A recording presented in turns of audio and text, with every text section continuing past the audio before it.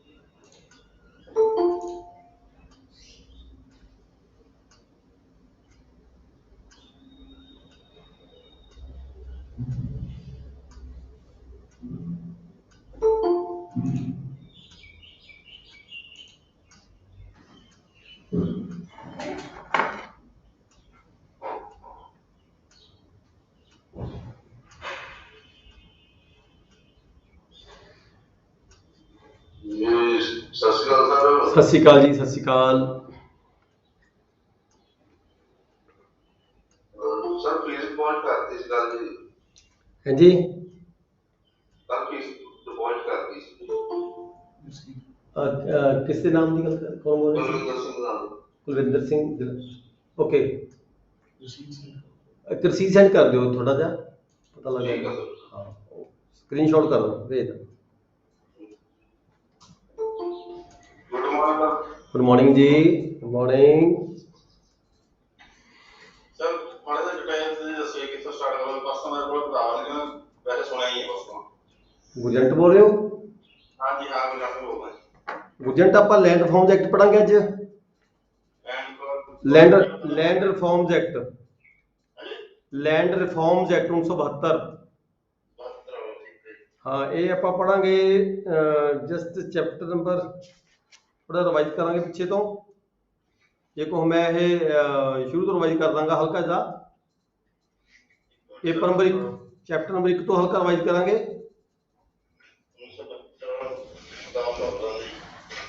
Chapter 2 की तारीख ceiling land हैं जी। चैप्टर 2 का की तारीख सीलिंग लैंड परमिसिबल एरिया। हाँ, चैप्टर नंबर 2 स्टार्ट करांगे, थोड़ा रिवीजन करांगे पहला, फिर अगे चलांगे। ते इस तो बाद ਆਪਾਂ ਪੜਾਂਗੇ क्रिमिनल लॉ आईपीसी। एक क्लास ਇਹਦੀ ਲਗਾ ਕੇ ਨਾ ਜੀ, ਇੱਕ ਕਲਾਸ ਇਹਦੀ ਲਗਾ ਕੇ ਲੈਂਡ ਰਿਫਾਰਮਸ ਐਕਟ ਦੀ, ਤੇ ਜਿਹੜੀ ਸੈਕੰਡ ਕਲਾਸ ਹੋਏਗੀ ਇਹਦੇ ਵਿੱਚ ਹੀ ਉਹ ਹੋਏਗੀ criminal law paper number 5 IPC. 1872 73 1975 नहीं नहीं, लैंड रिफॉर्म्स एक्ट 1972 ਜਿਹਨੂੰ ਸੀਲਿੰਗ ਐਕਟ ਕਹਿੰਦੇ ਅੱਜ ਦੀ ਡੇਟ ਦੇ ਵਿੱਚ ਜਿਹੜਾ ਲਾਗੂ ਹੋ ਰਿਹਾ ਹੈ। ਜੋ ਕਿਸੇ ਵਿਅਕਤੀ ਕੋਲ ਜਿਹੜੀ ਜ਼ਮੀਨ ਹੈ ਜ਼ਿਆਦਾ ਹੁੰਦੀ ਹੈ ਤਾਂ ਸੀਲਿੰਗ ਐਕਟ ਲੱਗਦਾ ਉਹਦੇ ਉੱਤੇ। लैंड रिफॉर्म्स एक्ट नहीं नहीं 1872 नहीं हैगा, 1972। ये आ बुक है, देखो आ बुक है।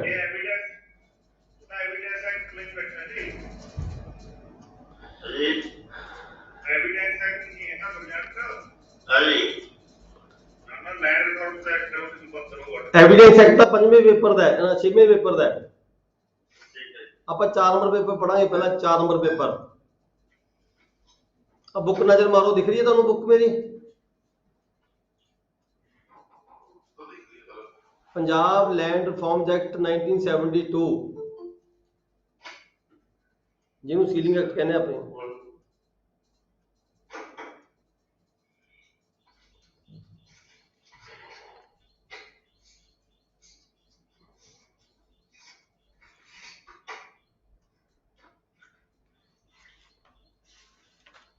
ਫਿਰ ਸਟਾਰਟ ਕਰੀਏ ਜੀ। ਗੁੱਡ ਮਾਰਨਿੰਗ ਜੀ ਸਾਰਿਆਂ ਨੂੰ। ਅਸੀਂ ਡਿਸਕਸ ਕਰ, ਗੁੱਡ ਮਾਰਨਿੰਗ, ਸਤਿ ਸ਼੍ਰੀ ਅਕਾਲ। ਅਸੀਂ ਡਿਸਕਸ ਕੀਤਾ ਸੀ ਇਸ ਤੋਂ ਪਹਿਲਾਂ chapter number 2 ceiling on the land. ਇਹ ਬੁੱਕ ਹੈ ਜੀ Punjab land reforms act 1972, chapter number 2 ceiling on the land. ਇੱਥੋਂ ਅਸੀਂ ਕੱਲ ਪਹਿਲਾਂ ਪੜ੍ਹਿਆ ਸੀਗਾ ਇਹ ਵਾਲਾ ਚੈਪਟਰ, ਥੋੜਾ ਜਿਹਾ 2 ਮਿੰਟ ਲਈ ਦੁਬਾਰਾ ਰਿਵਾਈਜ਼ ਕਰਾਂਗੇ। ਸੀਲਿੰਗ ਆਫ ਦਾ ਲੈਂਡ ਕੀ ਹੈ ਜੀ? ਜਵਾਨੀ ਗੱਲ ਕਰਦੇ ਹਾਂ, ਜਦੋਂ ਕਿਸੇ ਬੰਦੇ ਕੋਲੇ, ਕਿਸੇ ਵੀ ਪਰਸਨ ਕੋਲੇ ਜਾਂ ਕਿਸੇ ਕੰਪਨੀ ਕੋਲੇ, ਕਿਸੇ ਫਰਮ ਕੋਲੇ ਸੀਲਿੰਗ ਤੋਂ ਵੱਧ ਜਿਹੜੀ ਜ਼ਮੀਨ ਹੁੰਦੀ ਹੈ, ਪਰਮਿਸਿਬਲ ਏਰੀਆ ਤੋਂ ਜਿਹੜੀ ਜ਼ਿਆਦਾ ਜ਼ਮੀਨ ਹੁੰਦੀ ਹੈ, ਉਹਦੇ ਤੇ ਸੀਲਿੰਗ ਲੱਗਦੀ ਹੈ, ਯਾਨੀ ਕਿ ਸਰਕਾਰ ਉਸ ਨੂੰ ਸਰਪਲਸ ਡਿਕਲੇਅਰ ਕਰ ਲੈਂਦੀ ਹੈ। ਇਹਦੇ ਵਿੱਚ ਮੇਨ ਹੈਗਾ ਪਰਮਿਸਿਬਲ ਏਰੀਆ, ਸੈਕਸ਼ਨ 4। ਪਰਮਿਸਿਬਲ ਏਰੀਆ ਕੀ ਹੁੰਦਾ ਹੈ? ਪਰਮਿਸਿਬਲ ਏਰੀਆ ਉਹ ਹੁੰਦਾ ਹੈ ਜਿੰਨਾ ਰਕਬਾ ਕੋਈ ਵਿਅਕਤੀ ਰੱਖ ਸਕਦਾ ਹੈ। ਜਿੰਨਾ ਰਕਬਾ ਕੋਈ ਵਿਅਕਤੀ ਜਾਂ ਕੋਈ ਫੈਮਿਲੀ ਰੱਖ ਸਕਦੀ ਹੈ ਆਪਣੇ ਪਾਸ, ਜਿਹਨੂੰ ਸਰਕਾਰ ਸਰਪਲਸ ਡਿਕਲੇਅਰ ਨਹੀਂ ਕਰਦੀ, ਉਹਨੂੰ ਅਸੀਂ ਪਰਮਿਸਿਬਲ ਏਰੀਆ ਕਹਿੰਦੇ ਆ। ਦੇਖੋ, ਪਰਮਿਸਿਬਲ ਏਰੀਆ ਤੇ ਸਰਪਲਸ ਏਰੀਆ ਦੋ ਵੱਖਰੇ ਵੱਖਰੇ ਵਰਡ ਹੈਗੇ ਆ। ਪਰਮਿਸਿਬਲ ਏਰੀਆ ਜਿੰਨਾ ਰਕਬਾ ਕੋਈ ਫੈਮਿਲੀ ਜਾਂ ਕੋਈ ਵਿਅਕਤੀ, ਕੋਈ ਪਰਸਨ ਰੱਖ ਸਕਦਾ ਹੈ, ਉਹਨੂੰ ਪਰਮਿਸਿਬਲ ਏਰੀਆ ਕਹਾਂਗੇ। ਸਰਪਲਸ ਏਰੀਆ ਉਹ ਹੁੰਦਾ ਹੈ ਜਿਹੜਾ ਰਕਬਾ ਸਰਕਾਰ ਵੱਲੋਂ ਲੈ ਲਿਆ ਜਾਂਦਾ ਹੈ, ਵਾਧੂ ਰਕਬਾ ਉਸ ਵਿਅਕਤੀ ਦਾ, ਉਸ ਫਰਮ ਦਾ, ਕੰਪਨੀ ਦਾ, ਪਰਸਨ ਦਾ। ਠੀਕ ਹੈ ਜੀ। ਫਾਲਤੂ ਜਿਹੜਾ ਰਕਬਾ ਉਹਦੇ ਕੋਲ ਹੁੰਦਾ ਹੈ, ਪਰਮਿਸਿਬਲ ਏਰੀਆ ਤੋਂ ਵੱਧ ਜਿਹੜਾ ਰਕਬਾ ਹੁੰਦਾ ਹੈ, ਉਹਨੂੰ ਅਸੀਂ ਸਰਪਲਸ ਏਰੀਆ ਕਹਿੰਦੇ ਹਾਂ, ਜਿਹੜਾ ਕਿ ਗਵਰਨਮੈਂਟ ਵੱਲੋਂ ਸਰਪਲਸ ਡਿਕਲੇਅਰ ਕਰਕੇ ਕਿਸੇ ਪਾਲਿਸੀ ਦੇ ਅਧੀਨ ਵੱਖ-ਵੱਖ ਵਿਅਕਤੀਆਂ ਨੂੰ, ਟੈਨੈਂਟਸ ਨੂੰ, ਲੈਂਡ ਓਨਰਸ ਨੂੰ, ਸਮਾਲ ਲੈਂਡ ਓਨਰਸ ਨੂੰ ਜਾਂ ਲੈਂਡਲੈਸ ਪਰਸਨਸ ਨੂੰ, SC ਕੈਟਾਗਰੀਜ਼, BC ਕੈਟਾਗਰੀਜ਼ ਨੂੰ, ਜੋ ਵੀ ਸਰਕਾਰ ਦੀ ਪਾਲਿਸੀ ਬਣਦੀ ਹੈ, ਉਸ ਪਾਲਿਸੀ ਦੇ ਤਹਿਤ ਟੈਨੈਂਟਸ ਨੂੰ ਅੱਗੇ ਫਰਦਰ ਅਲਾਟ ਕਰ ਦਿੱਤਾ ਜਾਂਦਾ ਹੈ, ਉਹ ਸਰਪਲਸ ਏਰੀਆ ਹੁੰਦਾ ਹੈ। ਆਪਾਂ ਪਰਮਿਸਿਬਲ ਏਰੀਆ ਬਾਰੇ ਡਿਸਕਸ ਕਰਾਂਗੇ ਦੁਬਾਰਾ। Section 4, subject the provisions of section 5, no person shall own or hold। ਦੇਖੋ, ਕੋਈ ਵੀ ਵਿਅਕਤੀ ਨਾ ਓਨ ਕਰ ਸਕਦਾ ਹੈ ਨਾ ਹੋਲਡ ਕਰ ਸਕਦਾ ਹੈ। ਹੋਲਡਿੰਗ ਦਾ ਸ਼ੇਪ ਮਤਲਬ ਕਬਜ਼ਾ ਵੀ ਨਹੀਂ ਰੱਖ ਸਕਦਾ। ਕਬਜ਼ਾ ਕੌਣ ਨਹੀਂ ਰੱਖ ਸਕਦਾ? ਮਾਲਕ ਦਾ। ਦੇਖੋ, ਮਾਲਕੀ ਹੁੰਦਾ, ਉਹ ਤਾਂ ਓਨ ਨਹੀਂ ਕਰ ਸਕਦਾ। ਹੋਲਡ ਕੌਣ ਨਹੀਂ ਕਰ ਸਕਦਾ? ਕੋਈ ਟੈਨੈਂਟ ਹੈ, ਕਿਸੇ ਟੈਨੈਂਟ ਕੋਲੇ ਮਾਲਕੀ ਤਾਂ ਹੈ ਨਹੀਂਗੀ, ਪਰ ਕੋਈ ਜ਼ਮੀਨ ਕਬਜ਼ੇ 'ਚ ਉਹਦੇ ਕੋਲ ਜ਼ਿਆਦਾ ਹੈ, ਉਹ ਵੀ ਮਤਲਬ ਕਿ ਪਰਮਿਸਿਬਲ ਏਰੀਏ ਤੋਂ ਵੱਧ ਰਕਬਾ ਟੈਨੈਂਟ ਵੀ ਨਹੀਂ ਰੱਖ ਸਕਦਾ ਆਪਣੇ ਕਬਜ਼ੇ ਦੇ ਵਿੱਚ। No person shall own or hold land as landowner or mortgagee with possession or tenant। ਜੇ ਕਿਸੇ ਕੋਲੇ ਕਬਜ਼ੇ ਦੇ ਵਿੱਚ ਜ਼ਮੀਨ ਹੋਵੇ, ਉਹਨੇ ਗਹਿਣੇ ਲਈ ਹੋਈ ਹੋਵੇ, ਜਾਂ ਕੋਈ ਟੈਨੈਂਟ ਹੋਵੇ, ਜਾਂ partly in one capacity and partly in other capacity, ਕੁਛ ਮਾਲਕੀ ਹੋਵੇ, ਕੁਛ ਉਹਨੇ ਗਹਿਣੇ ਲਈ ਹੋਈ ਹੋਵੇ। ਮਤਲਬ ਇਹ ਹੈਗਾ in excess of the permissible area. Permissible area ਤੋਂ ਵੱਧ ਰਕਬਾ ਨਹੀਂ ਰੱਖ ਸਕਦਾ ਆਪਣੇ ਕੋਲੇ, ਚਾਹੇ ਉਹ ਕਿਹੜਾ ਵੀ ਵਿਅਕਤੀ ਹੋਵੇ, ਚਾਹੇ ਲੈਂਡ ਓਨਰ ਹੋਵੇ, ਚਾਹੇ ਮੌਰਗੇਜੀ ਵਿਦ ਪੋਜੈਸ਼ਨ ਹੋਵੇ, ਚਾਹੇ ਟੈਨੈਂਟ ਹੋਵੇ। ਠੀਕ ਹੈ ਜੀ। ਅੱਗੇ ਪਰਮਿਸਿਬਲ ਏਰੀਆ ਕੀ ਹੈ? Subsection 2 shell mean in respect of. ਇਹਦਾ ਮੀਨਿੰਗ ਕੀ ਹੈ? ਪਰਮਿਸਿਬਲ ਏਰੀਆ ਕਿਸ ਨੂੰ ਕਿਹਾ ਗਿਆ ਹੈ? ਇਹਦੇ ਵਿੱਚ ਹੈਗਾ ਜੀ, ਦੇਖੋ, ਸਬਸੈਕਸ਼ਨ 2 ਦੇ ਵਿੱਚ clause A, assured irrigation at least 2 crops in a year।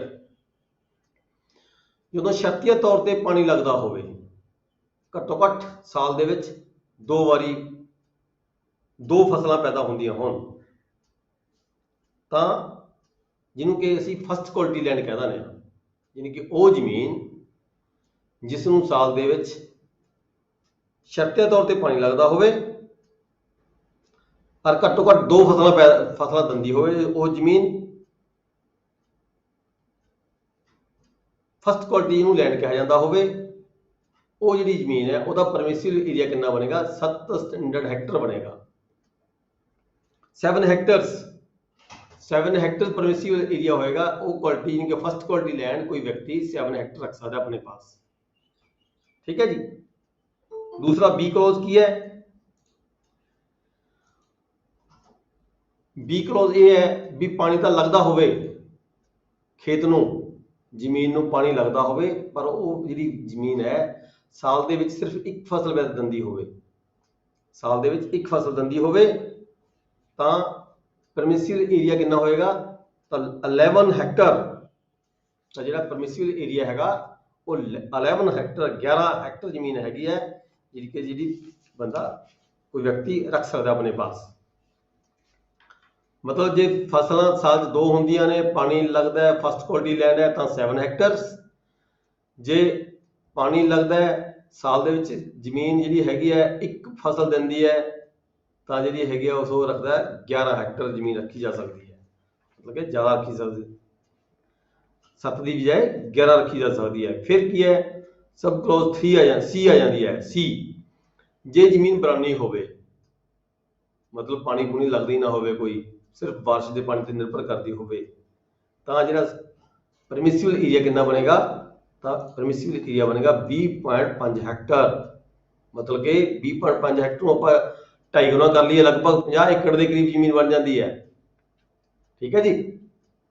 ये 1 हेक्टर जिहड़ा हैगा वो 2.5 एकड़ के करीब होंदा है। नैक्सट है जी clause D, land of other classes including बंजर लैंड। हुण देखो शाही आ गई, बरानी आ गई, ठीक है, एक फसली 2 फसली आ गई, बरानी आ गई।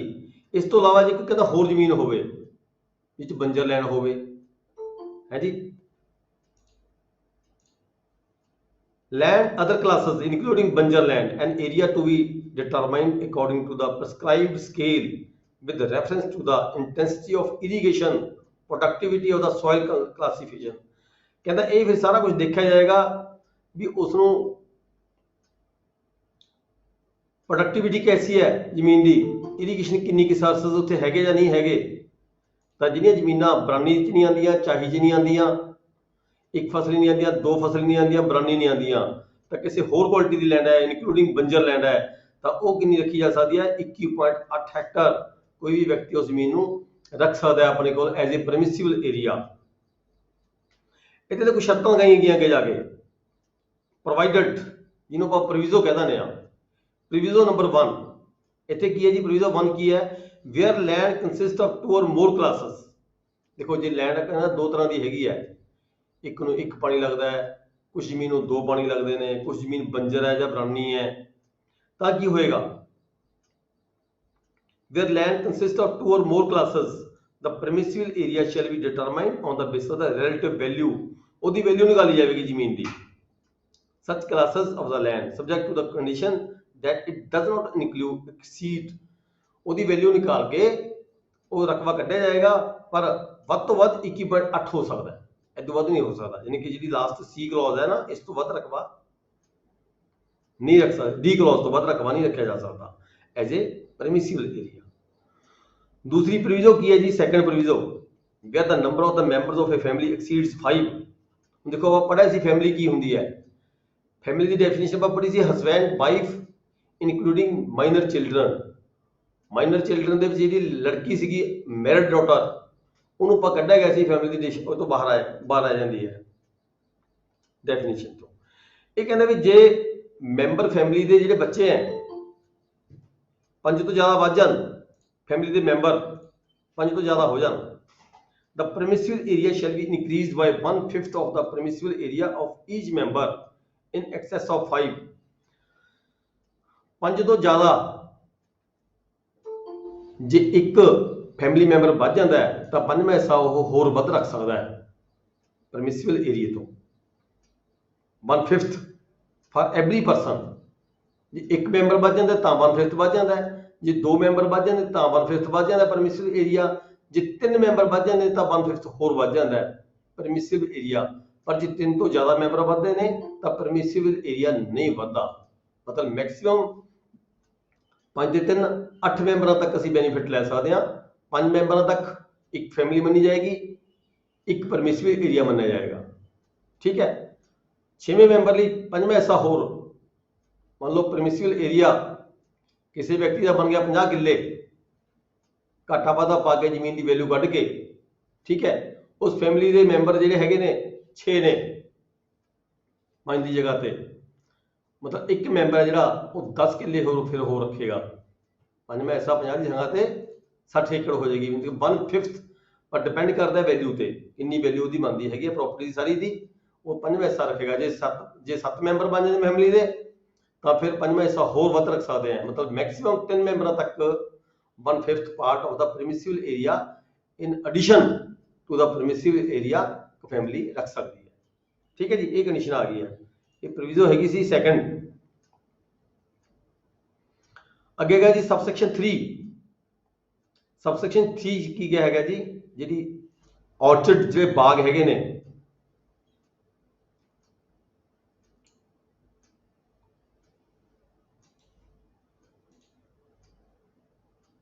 ਉਹਨੂੰ ਬਰਾਨੀ ਦੀ ਭਾਸ਼ਾ 'ਚ ਯੂਜ਼ ਕੀਤਾ ਜਾਂਦਾ ਹੈ। ਬਾਗ ਜਿਹੜਾ ਹੈਗਾ ਜੀ, ਦੇਖੋ ਜਿਹੜੇ ਪਹਿਲੇ ਐਕਟ ਸੀਗੇ, ਪੈਪਸੂ ਐਕਟ ਸੀਗਾ, ਪੰਜਾਬ ਐਕਟ ਸੀਗਾ, PEPSU act 1953, sorry Punjab act 1953 ਤੇ ਪੈਪਸੂ ਐਕਟ ਹੈਗਾ ਸੀ 1955।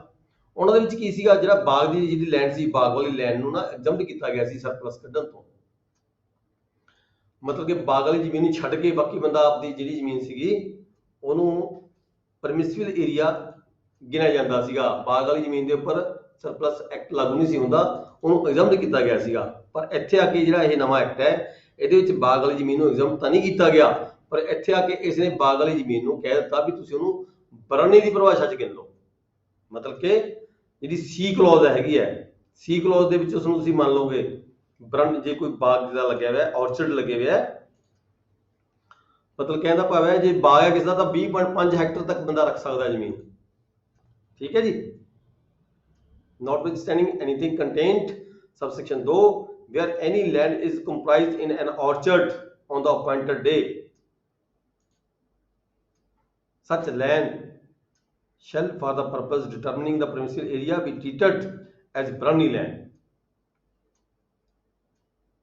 24/1/1971 appointed day, ਇਹ ਡੇਟ ਯਾਦ ਰੱਖਣੀ ਤੁਸੀਂ, 24/1/1971 appointed day ਜਦੋਂ ਇਹ ਜਿਹੜਾ ਐਕਟ ਲਾਗੂ ਹੋਇਆ।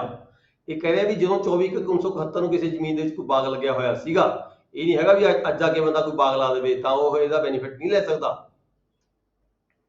ਅੱਜ ਆ ਕੇ ਦੇਖਦੇ ਆ ਕਿ ਲੋਕ ਅਜੇ ਨਹੀਂ ਨੌਲੇਜ ਹੈਗੀ, ਸੇਕ ਆਫ ਨੌਲੇਜ ਹੋਣ ਕਰਕੇ ਅੱਜ ਵੀ ਕੀ ਲੋਕ ਬਾਗ ਲਾਉਂਦੇ ਆ, ਇਸੇ ਕਰਕੇ ਲਾਉਂਦੇ ਆ ਵੀ ਸਾਨੂੰ ਸ਼ਾਇਦ ਸਰਪਲਸ ਦੇ ਵਿੱਚ ਕੋਈ ਛੋਟ ਮਿਲਦੀ ਹੋਵੇ ਇਹਦੇ ਵਿੱਚ, ਪਰ ਨਹੀਂ। ਇੱਥੇ ਕਲੀਅਰ ਹੈ, ਇਹ ਜਿਹੜਾ ਲਾਅ ਹੈ ਕਲੀਅਰ ਹੈ ਵੀ 24/1/1971 ਨੂੰ ਜੇ ਕਿਸੇ ਦਾ ਬਾਗ ਲੱਗਿਆ ਹੋਇਆ ਸੀਗਾ ਤਾਂ ਉਸ ਨੂੰ ਅਸੀਂ ਐਜ਼ ਏ ਬਰਾਨੀ ਪ੍ਰਜ਼ਿਊਮ ਕਰਕੇ ਉਹਦੇ ਤੇ ਜਿਹੜਾ ਸਰਪਲਸ ਐਕਟ ਹੈ ਉਹ ਲਾਗੂ ਕਰਨਾ ਹੈ। ਮਤਲਬ ਬਰਾਨੀ ਐਕਟ ਜਿਹੜੀ ਜ਼ਮੀਨ ਹੈ ਉਹ ਕਿੰਨੀ ਰੱਖੀ ਜਾ ਸਕਦੀ ਹੈ, 20.5 ਹੈਕਟਰ। ਠੀਕ ਹੈ ਜੀ। ਅੱਗੇ ਸੈਕਸ਼ਨ ਹੈ subsection 4 where a person is a member of the registered cooperative farming society, his share in the land held by such a society together with his other land। ਉਹ ਕਹਿੰਦਾ ਵੀ ਜੇ ਕੋਈ ਵਿਅਕਤੀ ਕਿਸੇ ਕੋਆਪਰੇਟਿਵ ਫਾਰਮਿੰਗ ਸੁਸਾਇਟੀ ਦੇ ਵਿੱਚ member ਸੀਗਾ, ਉਸ ਵੇਲੇ ਜਿਹੜਾ ਉਹਦਾ ਸ਼ੇਅਰ ਹੈ, ਜਦੋਂ ਉਹਦੇ ਤੇ ਐਕਟ ਇਹ ਲਾਗੂ ਕਰਨਾ ਹੈ ਤਾਂ ਜਿਹੜਾ ਉਹਦਾ ਸ਼ੇਅਰ ਹੈ ਉਹ ਵਿੱਚ ਇਨਕਲੂਡ ਕਰਨਾ ਹੈ ਉਹਦੀ ਆਪਣੇ ਰਕਬੇ ਦੇ ਵਿੱਚ। his share in the land held by his society together with his other land if any, if such person is a member of the family together with the land held। ਮਤਲਬ ਇਹ ਕਿਹਾ ਗਿਆ ਵੀ ਜੇ ਕਿਸੇ ਫੈਮਿਲੀ ਦਾ member ਹੈ ਜਾਂ ਕਿਸੇ society ਦਾ member ਹੈ, ਇਹ ਨਹੀਂ ਕਿਹਾ ਜਾਏਗਾ ਵੀ ਉਹ ਤਾਂ ਜੀ ਵੱਖਰਾ ਹੈ ਉਹਨੂੰ ਛੱਡ ਦਿਓ, ਉਹ ਸਰਪਲਸ ਨਹੀਂ ਆਉਂਦਾ। ਜਦੋਂ ਉਹਦਾ ਕਿਸੇ ਵਿਅਕਤੀ ਨੇ ਆਪਣੀ ਰਿਟਰਨ ਭਰ ਕੇ ਦੇਣੀ ਹੈ ਵੀ ਮੇਰਾ ਇੰਨਾ ਏਰੀਆ ਪਰਮਿਸਿਬਲ ਹੈ, ਇੰਨਾ ਵੀ ਮੇਰਾ ਸਰਪਲਸ ਹੈ, ਤਾਂ ਉਹ ਲੈਂਡ ਨੂੰ ਵੀ ਉਹਦੇ ਸ਼ੇਅਰ ਨੂੰ ਵੀ ਵਿੱਚ ਇਨਕਲੂਡ ਕੀਤਾ ਜਾਵੇਗਾ, ਜਾਣੀ ਕਿ ਹਿੱਸਾ ਜਿਹੜਾ ਕੱਢ ਕੇ ਉਹਦਾ ਰਕਬਾ ਬਣਾਇਆ ਜਾਵੇਗਾ ਕਿੰਨਾ ਬਣਦਾ ਹੈ। ਠੀਕ ਹੈ ਜੀ। ਅੱਗੇ ਹੈਗੀ subsection 4 the clause B where a person is a member of the family, the land held by such person together with the land held by every other member of the family whether individually or jointly। ਇੱਥੇ ਵੀ ਇਹੋ ਗੱਲ ਕਹੀ ਹੈ ਵੀ ਕੋਈ undivided family ਕੋਈ ਹੁੰਦੀ ਹੈ, ਉਹਦੇ ਵਿੱਚ ਜਿੰਨਾ ਉਹਦਾ ਸ਼ੇਅਰ ਹੈਗਾ ਉਹ ਕੱਢ ਕੇ ਉਹਦਾ ਆਪਦਾ ਰਕਬਾ ਹੈਗਾ, ਪਰ ਹਰ ਇੱਕ ਬੰਦੇ ਦਾ ਰਕਬਾ, ਹਰ ਇੱਕ ਸ਼ੇਅਰ ਹੋਲਡਰ ਦਾ ਰਕਬਾ ਅਲੱਗ-ਅਲੱਗ ਤੌਰ ਤੇ ਸ਼ੇਅਰ ਕੱਢ ਕੇ ਤੇ ਉਹਦਾ ਇੰਡੀਵਿਜੂਅਲ ਰਕਬਾ ਜੋੜ ਕੇ ਹੀ ਕੈਲਕੂਲੇਟ ਕੀਤਾ ਜਾਣਾ ਹੈ। ਅੱਗੇ ਸਬਸੈਕਸ਼ਨ 5 ਹੈ ਜੀ, in determining the permissible area any land which was transferred by sale, gift or otherwise other than a bona fide sale or transfer after the appointed day but before the communication of this act। देखो ਇਹ technical line ਹੈਗਾ, ਇਹ ਜਿਹੜਾ section ਹੈ ਬਹੁਤ technical ਹੈਗਾ। ਇਹ ਕਹਿੰਦਾ ਵੀ ਜਦੋਂ ਇਹ ਐਕਟ ਹੈ ਲਾਗੂ ਹੋਇਆ, ਪਬਲਿਸ਼ ਹੋਇਆ, ਗਜ਼ਟ ਨੋਟੀਫਿਕੇਸ਼ਨ ਹੋਈ, ਠੀਕ ਹੈ, ਉਸ ਤੋਂ ਪਹਿਲਾਂ ਪਰ 24/1971 ਤੋਂ ਬਾਅਦ ਇਨ ਬਿਟਵੀਨ ਜਿਹੜਾ ਟਾਈਮ ਹੈਗਾ ਸੀ, ਇਹ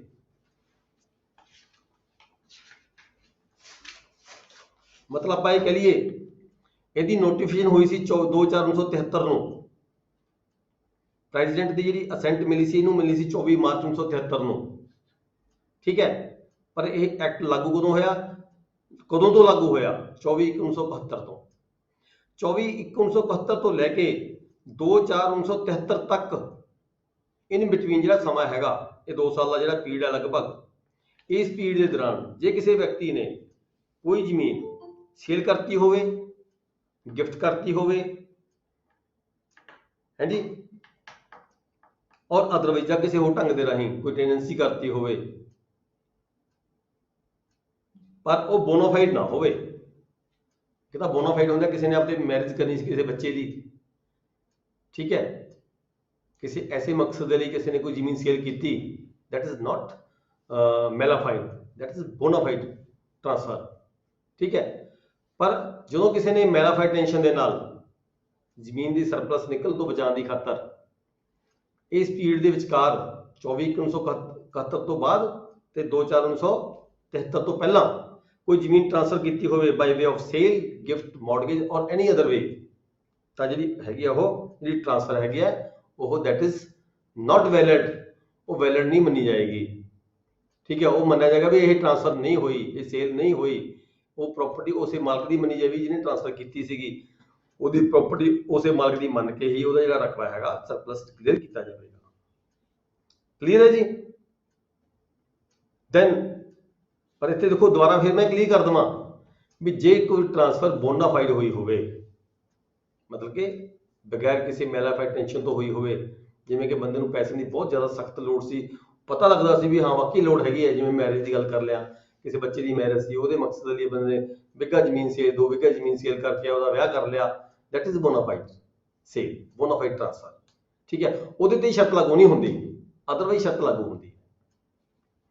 ਦੈਨ ਕੀ ਹੈ ਸਬਸੈਕਸ਼ਨ 6 ਕੀ ਕਹਿੰਦਾ ਹੈ, for the purpose of the valuation of land 1¼ hectare of ਬੰਜਰ ਲੈਂਡ। ਇੱਥੇ ਕਿ ਬੰਜਰ ਲੈਂਡ ਨੂੰ ਕੀ ਕਿਹਾ, ਕਹਿੰਦਾ ਜੇ ਬੰਜਰ ਲੈਂਡ 1.25 ਹੈਕਟਰ ਹੈਗੀ ਹੈ ਤਾਂ ਉਹਨੂੰ 1 ਹੈਕਟਰ ਬਰਾਨੀ ਦੇ ਬਰਾਬਰ ਮੰਨਿਆ ਜਾਏਗਾ। ਬਰਾਨੀ ਲੈਂਡ 1 ਹੈਕਟਰ, ਬੰਜਰ ਲੈਂਡ 1.25 ਹੈਕਟਰ ਨੂੰ ਮੰਨ ਕੇ ਅਸੀਂ ਕੈਲਕੂਲੇਸ਼ਨਸ ਕਰਨੀਆਂ ਨੇ। ਅੱਗੇ ਨੈਕਸਟ ਹੈਗਾ ਜੀ subsection 7, for evaluating the land of any person at any time under this act, the landowner by him immediately before the communication of this act, as well as the land acquired by him after such commencement of the by inheritance, taste or gift from a person to whom he is an heir, shall be evaluated as if the evaluation was being made on the appointed day। ਉਹ ਕਹਿੰਦਾ ਜਦੋਂ ਕੋਈ land ਇਹ 24/1971 ਤੋਂ ਬਾਅਦ ਕਿਸੇ ਨੂੰ ਪ੍ਰਾਪਤ ਹੁੰਦੀ ਹੈ, ਕਿਸੇ ਇਨਹੈਰੀਟੈਂਸੀ ਰਾਹੀਂ ਹੁੰਦੀ ਹੈ, ਹੋਰ ਰਾਹੀਂ ਹੁੰਦੀ ਹੈ, ਤਾਂ ਉਹਨੂੰ ਵੀ ਅਸੀਂ ਕੈਲਕੂਲੇਟ ਕਰਾਂਗੇ for the purpose of surplus area. Next ਆ ਗਿਆ ਜੀ ਸੈਕਸ਼ਨ 5 ਸੀਗਾ ਸਿਲੈਕਸ਼ਨ ਆਫ ਪਰਮਿਸਿਬਲ ਏਰੀਆ। ਆਪਾਂ ਪਹਿਲਾਂ ਹੀ ਪੜਿਆ ਸੀਗਾ, ਪੈਪਸੂ ਐਕਟ ਦੇ ਵਿੱਚ ਪੜਿਆ ਸੀ, ਪੰਜਾਬ ਐਕਟ ਪੜਿਆ ਸੀਗਾ ਵੀ ਸਰਪਲਸ ਪਰਮਿਸਿਬਲ ਏਰੀਆ ਦੀ ਜਿਹੜੀ ਸਿਲੈਕਸ਼ਨ ਹੈ ਉਹ ਮਾਲਕ ਨੇ ਕਰਨੀ ਹੈ, ਓਨਰ ਨੇ ਕਰਨੀ ਹੈ। ਓਨਰ ਨੇ ਕੀ ਕਰਨਾ ਹੁੰਦਾ ਹੈ ਵੀ ਆਹ ਲੈਂਡ ਮੈਂ ਆਪਦੇ ਕੋਲ ਰੱਖਾਂਗਾ, ਇਹ ਲੈਂਡ ਰੱਖ ਕੇ ਬਾਕੀ ਮੈਂ ਸਰਕਾਰ ਨੂੰ ਸਰੈਂਡਰ ਕਰ ਰਿਹਾ, ਸਰਕਾਰ ਗਵਰਨਮੈਂਟ ਇਸ ਨੂੰ ਸਰਪਲਸ ਡਿਕਲੇਅਰ ਕਰ ਸਕਦੀ ਹੈ। ਹੁਣ ਇਹ ਐਕਟ ਦੇ ਵਿੱਚ ਵੀ ਇਹ ਹੈਗਾ ਵੀ ਕਿਹੜਾ ਕਿਹੜਾ ਰਕਬਾ ਉਸ ਨੂੰ ਸ਼ਰਤ ਲਗਾਈ ਜਾਂਦੀ ਹੈ ਵੀ ਕਿਹੜਾ ਕਿਹੜਾ ਰਕਬਾ ਤੁਸੀਂ ਆਪਣਾ ਪਹਿਲਾਂ ਪਰਮਿਸਿਬਲ ਏਰੀਆ ਡਿਕਲੇਅਰ ਕਰਨਾ ਹੈ, ਰੱਖਣਾ ਆਪਣੇ ਪਾਸ, ਹੋਲਡ ਕਰਨਾ ਹੈ। ਕਿਹੜਾ ਕਿਹੜਾ ਰਕਬਾ ਹੈਗਾ, ਪਹਿਲ ਕਿਹੜੇ ਰਕਮ ਨੂੰ ਦਿੱਤੀ ਜਾਣੀ ਹੈ, ਸੈਕੰਡ ਪ੍ਰੈਫਰੈਂਸ ਕਿਹੜੇ ਰਕਮ ਨੂੰ ਦਿੱਤੀ ਜਾਣੀ ਹੈ, selection of permissible area and finishing of declaration by certain persons. ਮਤਲਬ ਇੱਕ ਫਾਰਮ ਭਰ ਕੇ ਦਿੱਤਾ ਜਾਵੇਗਾ ਪ੍ਰਸਕ੍ਰਾਈਬ ਪਰਫਾਰਮੇ ਤੇ, ਕਿਹਨੂੰ ਦਿੱਤਾ ਜਾਵੇਗਾ, ਕੰਸਰਨ ਪਟਵਾਰੀ ਹਲਕਾ ਨੂੰ ਜਿੱਥੇ ਉਹਦੀ ਜ਼ਮੀਨ ਜ਼ਿਆਦਾ ਪੈਂਦੀ ਹੋਵੇ, ਤੇ ਨਾਲ ਇੱਕ ਡਿਕਲੇਰੇਸ਼ਨ ਲਗਾਈ ਜਾਏਗੀ ਯਾਨੀ ਕਿ ਹਲਫੇ ਬਿਆਨ ਲਗਾਇਆ ਜਾਏਗਾ ਵੀ ਆਹ ਮੇਰੀ ਜ਼ਮੀਨ ਹੈਗੀ ਹੈ, ਇੰਨੀ ਮੈਂ ਫਲਾਣੀ ਜਿਹੜੀ ਇਹ ਲੈਂਡ ਹੈਗੀ ਆ ਇਸ ਪਿੰਡ ਦੀ, ਜਾਂ ਇਹ ਖੇਵਟ ਇਹ ਨੰਬਰ ਖਸਰਾ ਮੈਂ ਆਪਣੇ ਪਾਸ ਰੱਖਣੇ ਆ, ਹੋਲਡ ਕਰਨੇ ਆ, ਬਾਕੀ ਰਕਬਾ ਜਿਹੜਾ ਸਰਕਾਰ ਸਰਪਲਸ ਡਿਕਲੇਅਰ ਕਰ ਸਕਦੀ ਹੈ। ਫਿਰ ਇਹਦੇ ਵਿੱਚ ਕਿਹੜੀ ਜ਼ਮੀਨ ਹੈ, ਕਿਹੜੀ ਬੰਦਾ ਰੱਖਣ ਦੇ ਲਈ ਪਹਿਲਾਂ ਉਹਨੂੰ ਕਿਹਾ ਜਾ ਸਕਦਾ ਹੈ। ਇਹ ਤਾਂ ਹੋਵੇ ਨਾ ਵੀ ਉਹਨੇ ਜ਼ਮੀਨ ਕੋਈ ਗਹਿਣੇ ਪਾਈ ਹੋਵੇ ਤੇ ਉਹ ਤਾਂ ਛੱਡ ਦੇ ਵੀ ਸਰਕਾਰ ਕਰ ਲੇ ਜੀ ਸਰਪਲਸ ਇਹਨੂੰ, ਨਹੀਂ। ਜਿਹੜੀ ਜ਼ਮੀਨ ਬਿਨਾਂ ਕਬਜ਼ੇ ਤੋਂ every person who on the appointed day or at any time thereafter owns or holds land as a landowner or mortgagee with possession or tenant or party one capacity in excess of permissible area, ਜਿਹਦੇ ਕੋਲ permissible area ਤੋਂ ਜ਼ਿਆਦਾ ਜ਼ਮੀਨ ਹੋਵੇ, intimate is selection, ਜਿਹੜੀ ਆਪਣੀ selection ਹੈ intimate ਕਰੇਗਾ ਕਲੈਕਟਰ ਨੂੰ ਥਰੂ ਪਟਵਾਰੀ ਹਲਕਾ, ਠੀਕ ਹੈ। ਸਿੱਧੀ ਵੀ ਐਪਲੀਕੇਸ਼ਨ ਭੇਜ ਸਕਦਾ ਹੈ। Where land is situated in more than one district, ਜੇ ਉਹਦੀ ਜ਼ਮੀਨ ਇੱਕ ਜਾਂ ਦੋ ਜ਼ਿਲ੍ਹਿਆਂ ਤੋਂ ਜ਼ਿਆਦਾ ਹੋਵੇ ਤਾਂ collector concern through a declaration to finished in such form manner within such period, ਜੋ ਸਮਾਂ ਦਿੱਤਾ ਗਿਆ ਉਹਦੇ ਵਿੱਚ ਭਰ ਕੇ ਦੇਵੇਗਾ। ਇਫ ਸੱਚ ਪਰਸਨ ਹੈਜ਼ ਐਨ ਅਡਲਟ ਸਨ, ਜੇ ਉਹ ਵਿਅਕਤੀ ਦਾ ਕੋਈ ਅਡਲਟ ਸਨ ਹੈਗਾ, ਅਡਲਟ ਸਨ ਲਈ ਆਪਾਂ ਦੇਖਦੇ ਹਾਂ ਵੀ ਉਹਦੀ ਵੱਖਰੀ ਯੂਨਿਟ ਲੈ ਸਕਦਾ ਉਹ, ਤਾਂ ਉਹ ਫੈਮਿਲੀ ਜੇ ਉਹਦੇ ਵਿੱਚ ਪਰਿਵਾਰ ਦੇ ਵਿੱਚ ਅਡਲਟ ਸਨ ਹੈ ਇੱਕ, ਤਾਂ ਉਹਦਾ ਇੱਕ ਵੱਖਰਾ ਯੂਨਿਟ ਬਣ ਜਾਏਗਾ। ਦੋ ਅਡਲਟ ਸਨ ਹੈ, ਦੋ ਯੂਨਿਟ ਵੱਖਰੇ ਬਣ ਜਾਣਗੇ। ਤਿੰਨ ਅਡਲਟ ਸਨ ਹੈ, ਤਿੰਨ ਯੂਨਿਟ ਵੱਖਰੇ ਬਣ ਜਾਣਗੇ, ਠੀਕ ਹੈ, ਫੈਮਿਲੀ ਤੋਂ ਵੱਖਰੇ। He shall also be entitled to select separate permissible area in respect of each such son out of the land owned or held by him. Land so selected together already owned or held by such son, ਇੱਥੇ ਇਹ ਕਿਹਾ ਗਿਆ ਵੀ ਜੇ ਲੜਕੇ ਕੋਲੇ family ਦੀ ਜ਼ਮੀਨ ਤੋਂ ਇਲਾਵਾ ਕੋਈ ਹੋਰ ਜ਼ਮੀਨ ਵੀ ਹੈਗੀ ਹੈ ਵੱਖਰੀ ਤੌਰ ਤੇ, ਉਹ ਵੀ ਵਿੱਚ ਗਿਣੀ ਜਾਏਗੀ। ਜਿਵੇਂ ਕਿ ਲੜਕੇ ਕੋਲੇ ਮੰਨ ਲਓ ਉਹ 7 ਹੈਕਟਰ ਰੱਖ ਸਕਦਾ ਹੈ, 2 ਹੈਕਟਰ ਦਾ ਪਹਿਲਾਂ ਉਹ ਮਾਲਕ ਹੈ, ਤਾਂ ਆਪਣੀ ਜਿਹੜੀ ਫੈਮਿਲੀ ਦੀ ਜ਼ਮੀਨ ਹੈ, ਫੈਮਿਲੀ ਦੀ ਜ਼ਮੀਨ ਚੋਂ ਬੇਸ਼ੱਕ ਉਹਦੇ ਨਾਮ ਹੋਈ ਹੋਵੇ ਚਾਹੇ ਨਾ ਹੋਈ ਹੋਵੇ, ਫਾਦਰ ਦੇ ਨਾਂ ਤੇ ਹੋਵੇ, ਤਾਂ 5 ਹੈਕਟਰ ਉਹ ਫੈਮਿਲੀ ਜ਼ਮੀਨ ਚੋਂ ਰੱਖ ਸਕਦਾ ਹੈ। 2 ਹੈਕਟਰ ਜਿਹੜੇ ਆਪਣੇ ਕੋਲੇ ਪਰਸਨਲ ਹੈਗੇ ਨੇ ਉਹ ਰੱਖ ਕੇ ਤੇ 7 ਹੈਕਟਰ ਤੱਕ ਜ਼ਮੀਨ ਉਹ ਰੱਖ ਸਕਦਾ ਹੈ। ਪਰਮਿਸਿਬਲ ਏਰੀਆ ਰੱਖ ਸਕਦਾ ਪੂਰਾ ਜ਼ਮੀਨ ਦੀ ਵੈਲਿਊਏਸ਼ਨ ਦੇ ਅਕੋਰਡਿੰਗ। ਪ੍ਰੋਵਾਈਡਡ ਤੇ ਸ਼ਰਤ ਲਗਾਈ ਗਈ ਹੈ, provided that where land is situated in more than Patwar circle, the declaration shall be supported by affidavit in the prescribed form। ਜੇ ਉਹਦੀ ਜ਼ਮੀਨ ਕਿ 2-3 ਪਿੰਡਾਂ ਦੇ ਵਿੱਚ ਹੈਗੀ ਹੈ ਤਾਂ ਉਹਨੂੰ ਫਾਰਮ ਭਰ ਕੇ ਦੇਣਾ ਪਏਗਾ ਵੀ ਹਾਂ ਮੇਰੀ ਇੱਥੇ ਲੈਂਡ ਹੈਗੀ ਹੈ। ਸਬਸੈਕਸ਼ਨ 2 ਚ ਕੀ ਕਿਹਾ ਗਿਆ ਜੀ, ਇਨ ਮੇਕਿੰਗ ਦਾ ਸਿਲੈਕਸ਼ਨ ਸੱਚ ਏ ਪਰਸਨ ਸ਼ੈਲ ਇਨਕਲੂਡ, ਫਸਟਲੀ ਦੇਖੋ ਇਹ ਪੁਆਇੰਟ ਇੰਪੋਰਟੈਂਟ ਹੈ, ਪਹਿਲਾਂ ਕਿਹੜੀ ਜ਼ਮੀਨ ਜੇ ਪਰਮਿਸਿਬਲ ਏਰੀਆ ਬੰਦੇ ਨੇ ਰੱਖਣਾ ਆਪਦੇ ਪਾਸ ਦੀ ਜ਼ਮੀਨ ਹੋਲਡ ਕਰਨੀ ਹੈ, ਤਾਂ ਪਹਿਲਾਂ ਕਿਹੜੀ ਜ਼ਮੀਨ ਹੋਏਗੀ ਉਹਦੀ, ਲੈਂਡ ਮੌਰਗੇਜ ਵਿਦਾਊਟ ਪੋਜੈਸ਼ਨ। ਦੇਖੋ ਉਹਨੇ ਕੋਈ ਜ਼ਮੀਨ ਗਹਿਣੇ ਕੀਤੀ ਵੀ ਹੈ ਪਰ ਕਬਜ਼ਾ ਨਹੀਂ ਦਿੱਤਾ ਗਿਆ, ਠੀਕ ਹੈ, ਮਤਲਬ ਪੈਸੇ ਲੈ ਕੇ ਰੱਖੇ ਹੋਏ ਨੇ, ਕਬਜ਼ਾ ਦਿੱਤਾ ਨਹੀਂ ਹੋਇਆ ਜ਼ਮੀਨ ਦਾ, ਜ਼ਮੀਨ ਇਹਦੇ ਕੋਲੇ ਹੈ, ਸਭ ਤੋਂ ਪਹਿਲਾਂ ਉਹ ਜ਼ਮੀਨ ਰੱਖਣੀ ਪਏਗੀ ਉਸ ਨੂੰ ਆਪਣੀ ਪਰਮਿਸਿਬਲ ਏਰੀਆ ਦੇ ਵਿੱਚ। Secondly, land held under self cultivation on the date of ਕਮੈਂਸਮੈਂਟ।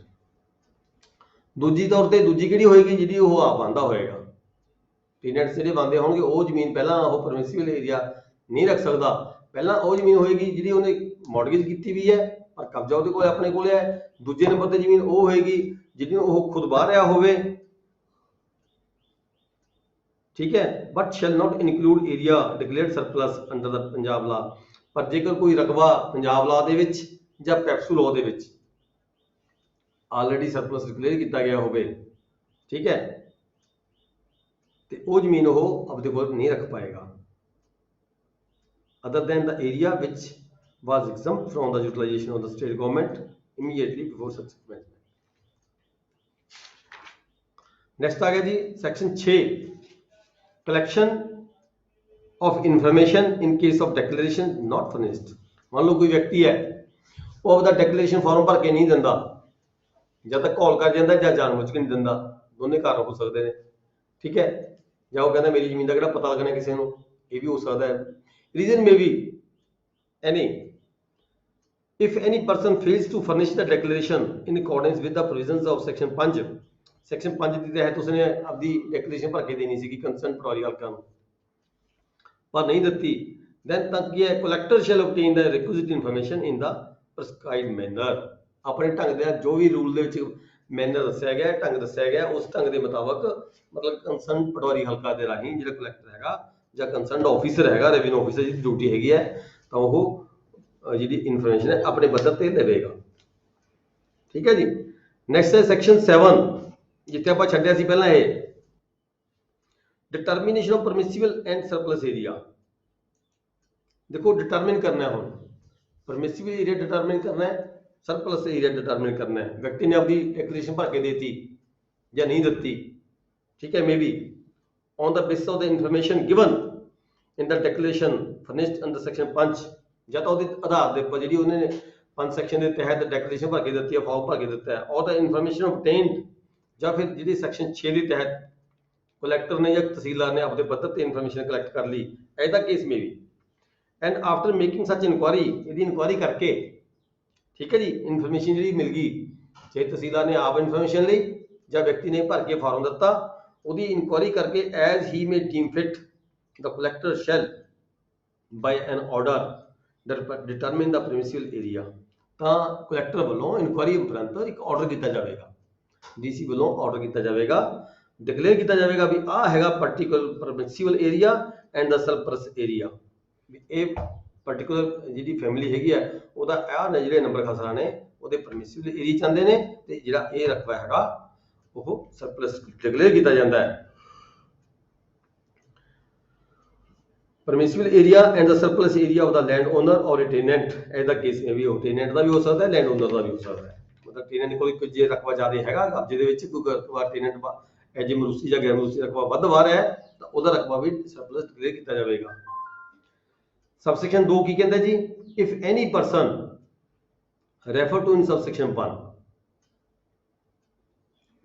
1 section ਦੇ ਤਹਿਤ ਬੰਦੇ ਨੇ ਆਪਣੀ ਰਿਟਰਨ ਭਰ ਕੇ ਦੇਣੀ ਸੀਗੀ, ਠੀਕ ਹੈ, ਮੰਨ ਲਓ ਸੈਕਸ਼ਨ 5 ਦੇ ਤਹਿਤ ਰਿਟਰਨ ਭਰ ਕੇ ਨਹੀਂ ਦਿੰਦਾ, ਫੇਲ ਹੋ ਜਾਂਦਾ ਹੈ ਰਿਟਰਨ ਭਰਨ ਦੇ ਵਿੱਚ, ਜਾਂ ਫਿਰ ਰਿਟਰਨ ਗਲਤ ਭਰ ਕੇ ਦੇ ਦਿੰਦਾ ਹੈ, ਠੀਕ ਹੈ, ਤਾਂ ਕੀ ਹੈ, ਤਾਂ ਇੱਥੇ ਕੀ ਹੈ, ਜਿਹੜਾ ਕਲੈਕਟਰ ਹੈਗਾ, ਕਲੈਕਟਰ ਨੂੰ ਪਾਵਰ ਹੈਗੀ ਹੈ ਵੀ ਇਸ ਨੂੰ ਜਿਹੜੀ ਪਨਿਸ਼ਮੈਂਟ ਕੀਤੀ ਜਾ ਸਕਦੀ ਹੈ, ਰਿਟਰਨ ਨਾ ਭਰਨ ਦੇ ਵਿੱਚ ਪਨਿਸ਼ਮੈਂਟ ਕੀਤੀ ਜਾ ਸਕਦੀ ਹੈ, punishable with imprisonment may extend to 2 years, 2 ਸਾਲ ਤੱਕ ਦੀ ਸਜ਼ਾ, ਜਾਂ ਫਿਰ fine which may extend to 2000 ਰੁਪਏ ਤੱਕ ਦਾ ਵਿਦ ਬੋਥ, ਜਾਂ ਫਿਰ ਦੋਨੋਂ ਚੀਜ਼ਾਂ ਕੀਤੀਆਂ ਜਾ ਸਕਦੀਆਂ ਨੇ, ਸਜ਼ਾ ਵੀ ਦਿੱਤੀ ਜਾ ਸਕਦੀ ਹੈ, ਫਾਈਨ ਵੀ ਕੀਤਾ ਜਾ ਸਕਦਾ ਹੈ, ਜਾਂ ਦੋਹਾਂ ਚੋਂ ਇੱਕ ਕੀਤਾ ਜਾ ਸਕਦਾ ਹੈ। ਅੱਗੇ ਸਬਸੈਕਸ਼ਨ 3A ਅਮਿਟ ਹੋ ਚੁੱਕਿਆ ਜੀ 1976 ਦੇ ਵਿੱਚ। Next subsection 4, for the purpose of determining the surplus area of any person, ਕਿਸੇ ਵੀ ਵਿਅਕਤੀ ਦੇ ਏਰੀਆ ਨੂੰ ਜੋ ਤੁਸੀਂ ਸਰਪਲਸ ਡਿਕਲੇਅਰ ਕਰਦੇ ਆ, ਜੇ ਡਿਟਰਮਿਨ ਕਰਦੇ ਆ, ਕਲੈਕਟਰ ਡਿਟਰਮਿਨ ਕਰਦਾ ਕਿਸੇ ਵਿਅਕਤੀ ਦਾ ਸਰਪਲਸ ਏਰੀਆ, ਤਾਂ ਕੀ ਹੈ, ਕਲੌਜ਼ 1 ਦੇ ਵਿੱਚ ਕੀ ਦੇਖਿਆ ਜਾਏਗਾ, ਕਲੌਜ਼ 1 ਇਹ ਕਹਿੰਦੀ ਹੈ ਵੀ ਐਨੀ ਜਜਮੈਂਟ ਔਰ ਡਿਕਰੀ ਔਰ ਕੋਰਟ ਦਾ ਕੋਈ ਆਰਡਰ, ਕੋਈ ਜਜਮੈਂਟ ਹੋ ਗਈ ਹੋਵੇ ਉਸ ਪੀਰੀਅਡ ਦੇ ਵਿੱਚ, ਕਿਹੜਾ ਪੀਰੀਅਡ, ਉਹ ਸਮਾਂ 24/1/71 ਤੋਂ ਬਾਅਦ 2/4/1973 ਤੱਕ ਦਾ, ਉਸ ਸਮੇਂ ਦੇ ਵਿਚਕਾਰ ਬੰਦੇ ਨੇ ਕੋਈ ਡਿਗਰੀ ਲੈ ਲਈ ਹੋਵੇ, ਮਤਲਬ ਕਹਿਣ ਦਾ ਭਾਵ ਇਹ ਹੈ ਵੀ ਕੋਈ ਮਿਊਚੁਅਲ ਡਿਗਰੀ ਲੈ ਲਈ ਹੋਵੇ, ਜਾਣਬੁੱਝ ਕੇ ਦੋ ਪਾਰਟੀਆਂ ਖੜੀਆਂ ਹੋ ਕੇ ਕੋਈ ਡਿਗਰੀ ਲੈ ਲਈ ਹੋਵੇ, ਕੋਈ ਜਜਮੈਂਟ ਕਰਵਾ ਲਈ ਹੋਵੇ ਆਪਣੇ ਹੱਕ ਦੇ ਵਿੱਚ, ਕੋਈ ਕੋਰਟ ਤੋਂ ਕੋਈ ਆਰਡਰ ਲੈ ਲਿਆ ਹੋਵੇ, ਔਰ other authority obtained on or after the appointed day and having the effect of diminishing the surplus area of such person, ਉਸ ਆਰਡਰ ਦੇ ਨਾਲ ਕੀ ਇਫੈਕਟ ਪੈਂਦਾ ਹੋਵੇ, ਉਸ ਵਿਅਕਤੀ ਦਾ ਜਿਹੜਾ ਸਰਪਲਸ ਏਰੀਆ ਹੈ ਉਹ ਘਟਦਾ ਹੋਵੇ। ਮੰਨ ਲਓ ਉਹਦੇ 20 ਕਿੱਲੇ ਜ਼ਮੀਨ ਸਰਪਲਸ ਨਿਕਲਦੀ ਸੀਗੀ, ਪਰ ਉਹਨੇ ਕੋਈ ਕੋਰਟ ਤੋਂ ਡਿਗਰੀ ਲੈ ਲਈ, ਕੋਈ ਆਰਡਰ ਲੈ ਲਿਆ, ਉਹਦੇ ਨਾਲ ਉਹਦੇ ਜਿਹੜੇ 10 ਏਕੜ ਜ਼ਮੀਨ ਬਚ ਗਈ, 10 ਏਕੜ ਜ਼ਮੀਨ ਬਚਦੀ ਹੈ, ਠੀਕ ਹੈ। ਤਾਂ ਇੱਥੇ ਲਾਅ ਕੀ ਕਹਿੰਦਾ ਹੈ, ਲਾਅ ਇਹ ਕਹਿੰਦਾ ਹੈ ਵੀ that shall be ignored, ਵੀ ਉਸ ਆਰਡਰ ਨੂੰ, ਉਹ ਕੋਰਟ ਦਾ ਆਰਡਰ ਹੈ, ਡਿਗਰੀ ਹੈ, ਜਜਮੈਂਟ ਹੈ, ਐਨੀ ਅਦਰ ਕੋਰਟ ਹੈ, ਕੋਈ ਵੀ ਹੈ, ਤਾਂ ਉਸ ਆਰਡਰ ਨੂੰ ਜਿਹੜਾ ਕਲੈਕਟਰ ਵੱਲੋਂ ਇਗਨੋਰ ਕੀਤਾ ਜਾਵੇਗਾ। ਇਹ ਲਾਅ ਇਹ ਗੱਲ ਕਹਿੰਦਾ ਹੈ। ਠੀਕ ਹੈ ਜੀ, ਕਲੀਅਰ ਹੈ। ਐਨੀ ਜਜਮੈਂਟ, ਡਿਗਰੀ ਔਰ order of A court or other authority obtained on or after the appointed day and having the effect of diminishing the surplus area of such a person, ਅੱਗੇ ਥੱਲੇ ਲਿਖਿਆ ਹੋਇਆ ਸੈਕੰਡ ਪ੍ਰੋਵੀਜ਼ੋ ਦੇ ਥੱਲੇ shall be ignored। ਫਿਰ ਦੂਜੀ ਪ੍ਰੋਵੀਜ਼ੋ ਕੀ ਹੈ? a tenancy created, ਮੰਨ ਲਓ ਕੋਈ ਬੰਦਾ, ਉਹ ਵਿਅਕਤੀ ਹੈ ਜਿਹੜਾ ਇਸੇ ਪੀਰੀਅਡ ਦੇ ਵਿਚਕਾਰ ਕਿਸੇ ਨੂੰ 5 ਹੈਕਟਰ ਜ਼ਮੀਨ ਟੇਨੈਂਟ ਕਰਦਾ, ਉਹ ਕਰ ਦਿੰਦਾ, ਟੈਨੈਂਸੀ ਦੇ ਦਿੰਦਾ, ਗਹਿਣੇ ਕਰ ਦਿੰਦਾ ਹੈ। ਠੀਕ ਹੈ ਜੀ, ਜਾਣਬੁੱਝ ਕੇ ਕਾਹਦੇ ਲਈ? ਵੀ ਮੇਰੀ ਜ਼ਮੀਨ ਸਰਪਲਸ ਤੋਂ ਬਚ ਜਾਵੇ। ਟੈਨੈਂਸੀ ਕ੍ਰੀਏਟ ਕਰਦਾ, ਨਵੀਂ ਟੈਨੈਂਸੀ ਬਣਾਉਂਦਾ ਹੈ। ਸੈਕੰਡ ਪ੍ਰੋਵੀਜ਼ਨ ਦੀ ਗੱਲ ਕਰ ਰਹੇ ਹਾਂ ਜੀ। ਅਟੈਂਡੈਂਸ 4 ਸੈਕਸ਼ਨ ਆਪਾਂ ਪੜ੍ਹ ਰਹੇ ਇੱਥੇ subsection 4, subsection 4 the provision 2, ਅਟੈਂਡੈਂਸੀ created on ਔਰ ਆਫਟਰ ਦਾ ਅਪਾਇੰਟਡ ਡੇ। ਠੀਕ ਹੈ, ਅਪਾਇੰਟਡ ਡੇ 24/71, ਇਹ ਯਾਦ ਰੱਖਣਾ ਜੀ ਤੁਸੀਂ, ਤੁਹਾਨੂੰ ਇਹ ਕੁਐਸਚਨ ਤੇ ਜ਼ਰੂਰ ਆ ਜਾਂਦਾ ਹੈ। 24/1971 ਟੈਨੈਂਸੀ ਕ੍ਰੀਏਟ ਕਰ ਦਿੰਦਾ ਨਵੀਂ 24/71 ਨੂੰ ਜਾਂ 24/71 ਤੋਂ ਬਾਅਦ, in any land which has been or could have been declared as surplus, ਜਿਹੜੀ ਸਰਪਲਸ ਡਿਕਲੇਅਰ ਹੁੰਦੀ ਹੋਵੇ, ਹੁਣ ਲੱਗਦਾ ਹੋਵੇ ਵੀ ਇਹ ਜਿਹੜੀ ਮੇਰੀ ਜ਼ਮੀਨ ਹੈ ਇਹ ਸਰਪਲਸ ਡਿਕਲੇਅਰ ਹੋਏਗੀ of such a person under the Punjab ਲਾ ਔਰ ਪੈਪਸੂ ਲਾ ਔਰ ਦਿਸ ਐਕਟ, ਤਿੰਨ ਐਕਟਾਂ ਦੀ ਗੱਲ ਕੀਤੀ ਇੱਥੇ, ਜਾਂ ਪੈਪਸੂ ਐਕਟ ਦੇ ਵਿੱਚ ਹੋਈ ਹੋਵੇ, ਜਾਂ ਪੰਜਾਬ ਐਕਟ ਦੇ ਵਿੱਚ ਹੋਈ ਹੋਵੇ, ਜਾਂ ਫਿਰ ਇਸ ਐਕਟ ਦੇ ਤਹਿਤ ਹੋਈ ਹੋਵੇ, ਸ਼ੈਲ ਬੀ ਇਗਨੋਰਡ, ਤਾਂ ਉਸ ਨੂੰ ਇਗਨੋਰ ਕੀਤਾ ਜਾਵੇਗਾ। ਮਤਲਬ ਮੰਨਿਆ ਜਾਏਗਾ ਵੀ ਇਹਦੀ ਟੈਨੈਂਸੀ ਨਹੀਂ ਹੋਈ, ਇਹ ਜ਼ਮੀਨ ਗਹਿਣੇ ਨਹੀਂ ਪਏਗੀ, ਇਹ ਮਾਲਕ ਦੀ ਜ਼ਮੀਨ ਨੂੰ ਸਮਝ ਕੇ ਹੀ ਉਹਦੀ ਜਿਹੜੀ ਜ਼ਮੀਨ ਹੈ, ਲੈਂਡ ਹੈ, ਸਰਪਲਸ ਡਿਕਲੇਅਰ ਕੀਤੀ ਜਾਵੇਗੀ। ਇੰਪੋਰਟੈਂਟ ਸੈਕਸ਼ਨ ਹੈ ਜੀ ਸਾਰੀ ਇਹ, ਇਹਨੂੰ ਬਾਰ-ਬਾਰ ਪੜ੍ਹ ਲਿਓ, ਥੋੜੇ ਹੋਰ ਜ਼ਿਆਦਾ ਚੰਗੀ ਤਰ੍ਹਾਂ ਧਿਆਨ ਚ ਆ ਜਾਏਗੀ।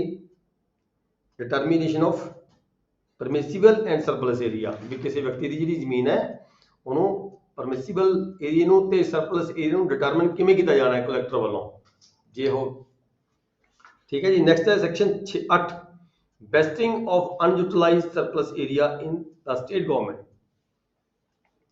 ਇਹ ਕਹਿੰਦਾ ਵੀ ਕੋਈ ਪੈਕਸੂ ਐਕਟ ਸੀਗਾ ਜਾਂ ਪੰਜਾਬ ਐਕਟ ਸੀਗਾ ਜਾਂ ਏਐਲ ਐਕਟ ਸੀਗਾ, ਇਸ ਐਕਟ ਦੇ ਤਹਿਤ ਕੋਈ ਜ਼ਮੀਨ ਸਰਕਾਰ ਨੇ ਸਰਪਲਸ ਡਿਕਲੇਅਰ ਕਰਤੀ ਸੀਗੀ, ਪਰ ਉਹਨੂੰ ਸਰਕਾਰ ਨੇ ਕਿਸੇ ਸਕੀਮ ਦੇ ਤਹਿਤ ਯੂਟਿਲਾਈਜ਼ ਨਹੀਂ ਕੀਤਾ, ਤਾਂ ਜਿਹੜੀ ਉਹ ਲੈਂਡ ਹੈ ਉਹ ਸਰਕਾਰ ਦੀ ਮੰਨੀ ਜਾਏਗੀ। ਪਰ ਸ਼ਰਤ ਇੱਥੇ ਇਹ ਲੱਗ ਜਾਂਦੀ ਹੈ ਵੀ ਉਹਦਾ ਕਬਜ਼ਾ ਸਰਕਾਰ ਨੇ ਲੈ ਲਿਆ ਹੋਵੇ। notwithstanding anything contained in any law, custom or usage for the time being in force, the surplus area declared as such under the Punjab law, PEPSU law, which has not been utilized till the commencement of this act,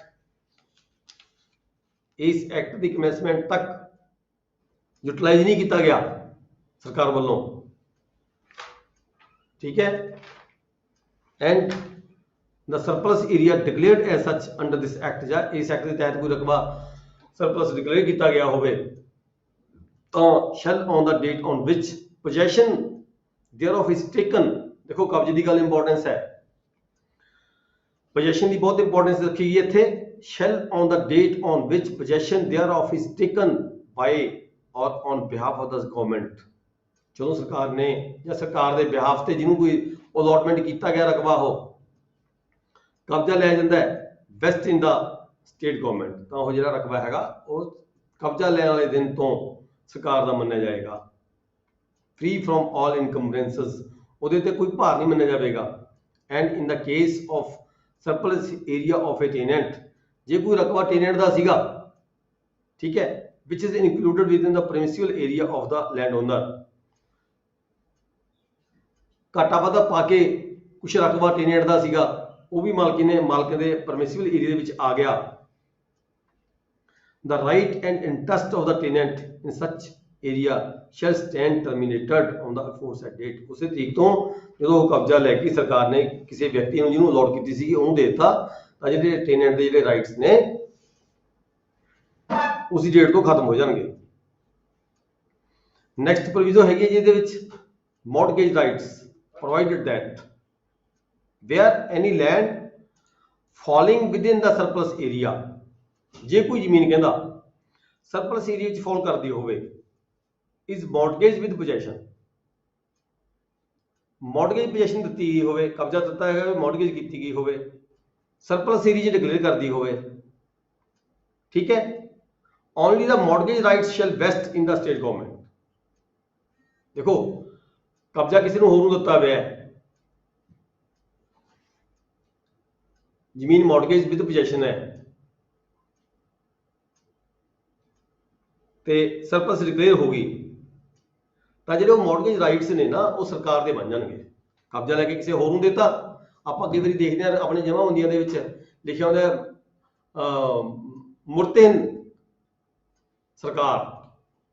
ਤੁਸੀਂ ਦੇਖਦੇ ਹੋ ਕਈ ਵਾਰੀ ਕਿਸੇ ਨਾ ਕਿਸੇ ਜਮ੍ਹਾਂਬੰਦੀ ਲਿਖਿਆ ਹੈ ਹੁੰਦਾ ਹੈਗਾ ਪੁਰਾਣੇ ਰਿਕਾਰਡ 'ਚ, ਕਦੇ ਝਾਤ ਮਾਰਦਾ ਕਿਤੇ ਨਾ ਕਿਤੇ ਕੋਈ ਦੇਖਣ ਨੂੰ ਕੋਈ ਸਾਨੂੰ ਖਾਤਾ ਜਾਂ ਖੇਡ ਮਿਲਦੀ ਹੈ ਜਿੱਥੇ ਕੀ ਹੁੰਦਾ ਮॉर्गेज ਜਿਹੜੀ ਰਾਈਟਸ ਹੁੰਦੇ ਗਵਰਨਮੈਂਟ ਦੇ ਹੁੰਦੇ ਨੇ, ਉਹ ਇਹੀ ਕਾਰਨ ਹੁੰਦੇ ਨੇ, ਇਹੀ ਕਾਰਨ ਹੁੰਦੇ ਆ। ਜ਼ਮੀਨ ਸਰਪਲਸ ਡਿਕਲੇਅਰ ਹੋ ਗਈ, ਮॉर्गेज ਵਿਦ ਪੋਜੈਸ਼ਨ ਦਿੱਤੀ ਸੀ ਕਿਸੇ ਨੂੰ, ਉਹ ਤੋਂ ਕਬਜ਼ਾ ਲੈ ਕੇ ਕਿਸੇ ਹੋਰ ਨੂੰ ਦੇਤਾ, ਜਿਹਨੂੰ ਜ਼ਮੀਨ ਅੱਗੇ ਅਲਾਟ ਕੀਤੀ ਗਈ, ਤਾਂ ਜਿਹੜੇ ਉਹਦੇ ਮॉर्गेज ਰਾਈਟਸ ਸੀਗੇ ਉਹ ਗਵਰਨਮੈਂਟ ਦੇ ਬਣ ਜਾਂਦੇ ਨੇ, ਤਾਂ ਸਰਕਾਰ ਉੱਥੇ ਮॉर्गेज ਹੀ ਬਣ ਜਾਂਦੀ ਹੈ। ਫਰਕ ਕਰਨ ਦਾ ਕੀ ਹਾਲ ਹੈ ਹੈ ਜੀ, ਫਰਕ ਕਰਨ ਦਾ ਕੀ ਹਾਲ ਹੈ ਜਦੋਂ ਬ੍ਰਾਂਡ ਹੋ ਗਈ ਉਹਦੇ ਨਾਲ ਸਰਕਾਰ ਫਰਕ ਕਰਨ ਦਾ suit for redemption. Suit for redemption ਦੇਖੋ ਕਲੈਕਟਰ ਕੋਲ ਐਸਡੀਐਮ ਕੋਲੇ ਪਾਵਰਸ ਹੁੰਦੀਆਂ ਨੇ, with the powers of collector. Collector ਦੀਆਂ ਪਾਵਰ ਐਸਡੀਐਮ ਨੂੰ ਦਿੱਤੀਆਂ ਗਈਆਂ ਨੇ। ਇਹਨਾਂ ਕੇਸਾਂ ਦੇ ਵਿੱਚ ਸੂਟ ਫਾਰ ਰਿਡੈਂਪਸ਼ਨ, ਰਿਡੀਮ ਕਰਨ ਦਾ, ਫੱਕ ਕਰਨ ਦਾ ਜਿਹੜਾ ਅਧਿਕਾਰ ਹੈ ਉਹ ਐਸਡੀਐਮ ਦੀ ਕੋਰਟ ਦੇ ਵਿੱਚ ਸੂਟ ਫਾਈਲ ਕਰਨਾ ਪੈਂਦਾ ਹੈ। ਉੱਥੇ ਇਹ ਜਿਹੜੀ ਮॉर्गेज ਮਨੀ ਹੈਗੀ ਹੈ ਉਹ ਵਿਅਕਤੀ ਵੱਲੋਂ ਭਰੀ ਜਾਂਦੀ ਹੈ। ਸਾਰਾ ਫਰਕ ਹੋ ਜਾਂਦਾ। ਹਾਂਜੀ, ਇਹ ਜਿਸ ਵਿੱਚ ਸਰਪਲਸ ਏਰੀਆ ਡਿਕਲੇਅਰ ਹੋ ਜਾਂਦਾ, ਇਹਦੀ ਫਿਰ ਪਾਰਟੀਸ਼ਨ ਕਰ ਦਿੰਦੇ ਕੀ ਕਰਦੇ, ਕਿਦਾਂ ਬੱਕਰਾ ਕਿਦਾਂ ਕਰਦੇ, ਉਹਨੂੰ ਡਿਫਰੈਂਸ਼ੀਏਟ ਕਿਦਾਂ ਕਰਦੇ ਉਹਦੇ ਨਾਲ ਅਸਲੀ ਜ਼ਮੀਨ ਨਾਲ? ਜਿਹੜੇ ਨੰਬਰ ਖਸਰਾ ਵਾਲੇ ਨੇ ਰੱਖ ਲਿਆ ਆਪਣੇ ਪਾਸ, ਉਹ ਪਰਮਿਸਿਬਲ ਏਰੀਆ ਬਣ ਗਿਆ। ਜਿਹੜੇ ਨੰਬਰ ਉਹਨੇ ਛੱਡਦੇ ਉਹ ਸਰਪਲਸ ਏਰੀਆ ਡਿਕਲੇਅਰ ਹੋ ਗਿਆ। ਘੱਟ ਵੱਧ ਵੀ ਹੋ ਸਕਦਾ ਨਾ, ਘੱਟ ਵੱਧ ਤਾਂ ਉਹੀ ਡਿਕਲੇਅਰ ਕੀਤਾ ਜਾਏਗਾ ਨਾ, ਡਿਟਰਮਿਨ ਕੀਤਾ ਜਾਏਗਾ with the help of the revenue agency. ਹੈ with the help of the revenue agency ਤੋੜ ਫੋੜ ਵੀ ਕੀਤੀ ਜਾਏਗੀ, ਨੰਬਰ ਤੋੜੇ ਫੋੜੇ ਵੀ ਜਾ ਸਕਦੇ ਨੇ, ਘੱਟ ਵੱਟ ਕੀ ਕੀਤੇ ਜਾ ਸਕਦੇ ਨੇ। ਹਾਂ, ਜੇ ਕੋਈ ਰਕਮਾ ਵੱਧ ਘੱਟ ਹੈ, ਕੋਈ ਨੰਬਰ ਨੂੰ ਤੋੜੇ ਵੀ ਜਾ ਸਕਦਾ ਹੈ। ਬਕਾਇਦਾ ਆਰਡਰ ਹੋਏਗਾ, ਸਪੈਸੀਫਿਕ ਆਰਡਰ ਕਰਿਆ ਜਾਏਗਾ ਕਲੈਕਟਰ ਵੱਲੋਂ, ਸਪੈਸੀਫਿਕ ਆਰਡਰ ਕਰਿਆ ਜਾਏਗਾ ਵੀ ਆ ਜਿਹੜਾ ਪਾਰਟਿਕੂਲਰ ਨੰਬਰ ਖਸਰਾ ਨੇ ਇਹ ਜਿਹੜੇ ਹੈਗੇ ਨੇ ਪਰਮਿਸਿਬਲ ਏਰੀਆ ਡਿਕਲੇਅਰ ਕੀਤੇ ਜਾਂਦੇ ਨੇ, ਤੇ ਜਿਹੜਾ ਇਹ ਰਕਬਾ ਹੈਗਾ ਇਹ ਸਰਪਲਸ ਡਿਕਲੇਅਰ ਕੀਤਾ ਜਾਂਦਾ ਹੈ। ਠੀਕ ਹੈ ਜੀ।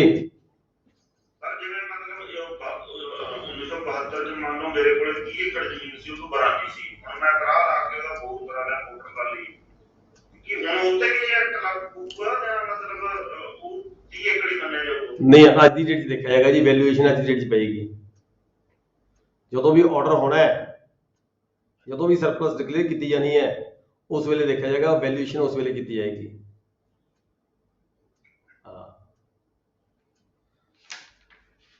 ਨੈਕਸਟ ਆ ਗਿਆ ਜੀ, power to take possession of surplus area. ਦੇਖੋ ਸਰਪਲਸ ਏਰੀਆ ਡਿਕਲੇਅਰ ਹੋ ਗਿਆ, ਠੀਕ ਹੈ।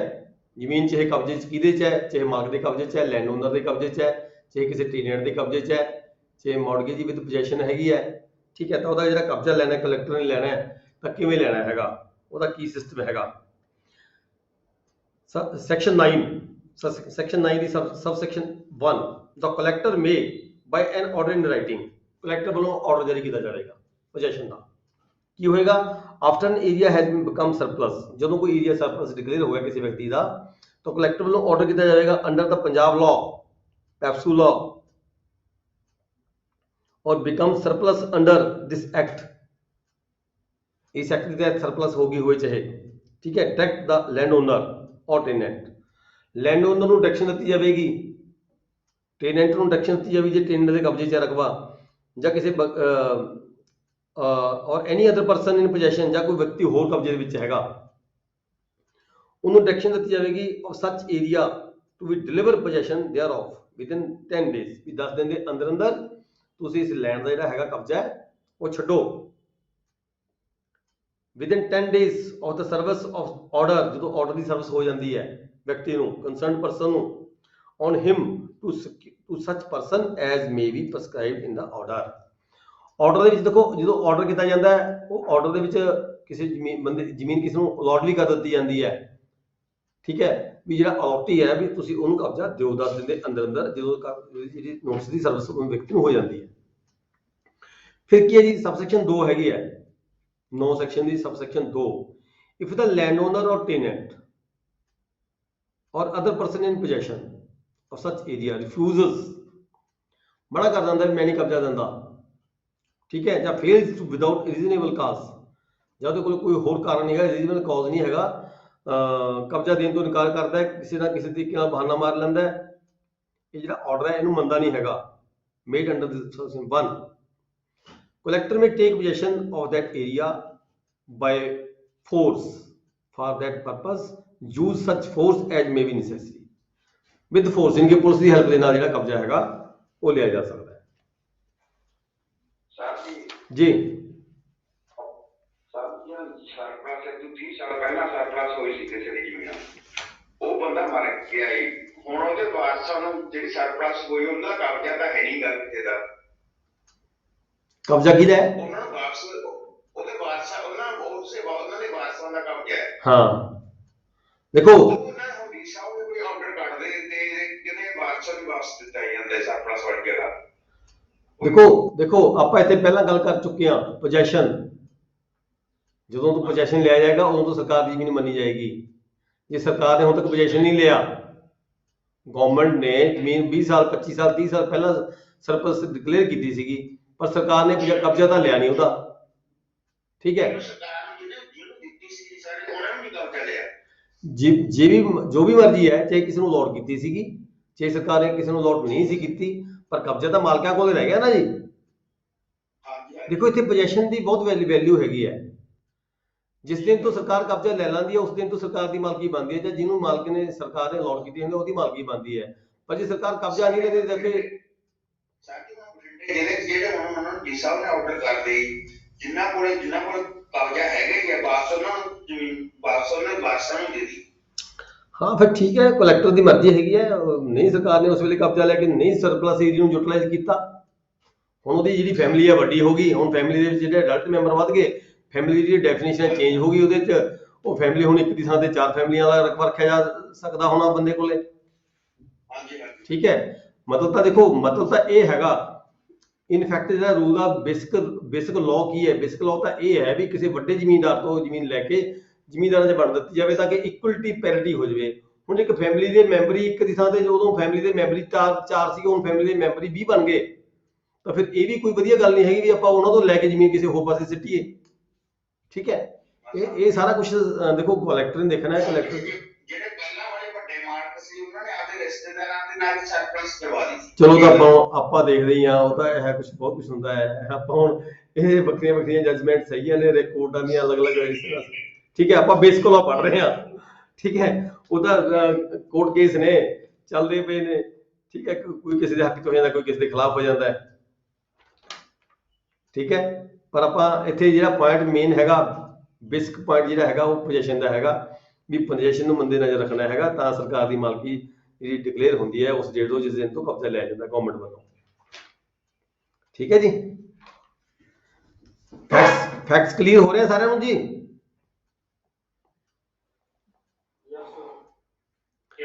ਓਕੇ, ਅੱਗੇ ਆਪਾਂ ਚੱਲਾਂਗੇ। ਦੇਖੋ amount Pebble for the surplus area, ਹੁਣ ਕਿਸੇ ਬੰਦੇ ਦੀ ਕੋਈ ਜ਼ਮੀਨ ਸਰਪਲਸ ਨਿਕਲਦੀ ਹੈ, ਠੀਕ ਹੈ, ਜਾਂ ਜਿਹਨੂੰ ਕੋਈ ਜ਼ਮੀਨ ਸਰਪਲਸ ਅਲਾਟ ਕੀਤੀ ਜਾਂਦੀ ਹੈ, ਉਹਦੇ ਇਵਜ਼ ਦੇ ਵਿੱਚ ਕੀ ਹੁੰਦਾ ਹੈ, ਕੁਝ ਅਮਾਉਂਟ ਰੱਖੀ ਗਈ ਹੈ ਸਰਕਾਰ ਵੱਲੋਂ, ਉਹ ਅਮਾਉਂਟ ਅਲਾਟੀਜ਼ ਤੋਂ ਲਈ ਜਾਂਦੀ ਹੈ, ਠੀਕ ਹੈ। Amount Pebble for the surplus area, the collector or the officer authorized by the state government in this behalf shall determine the amount to be paid for the land which has vested in the state government under section 8 in accordance with the principles hereafter set out, that is to say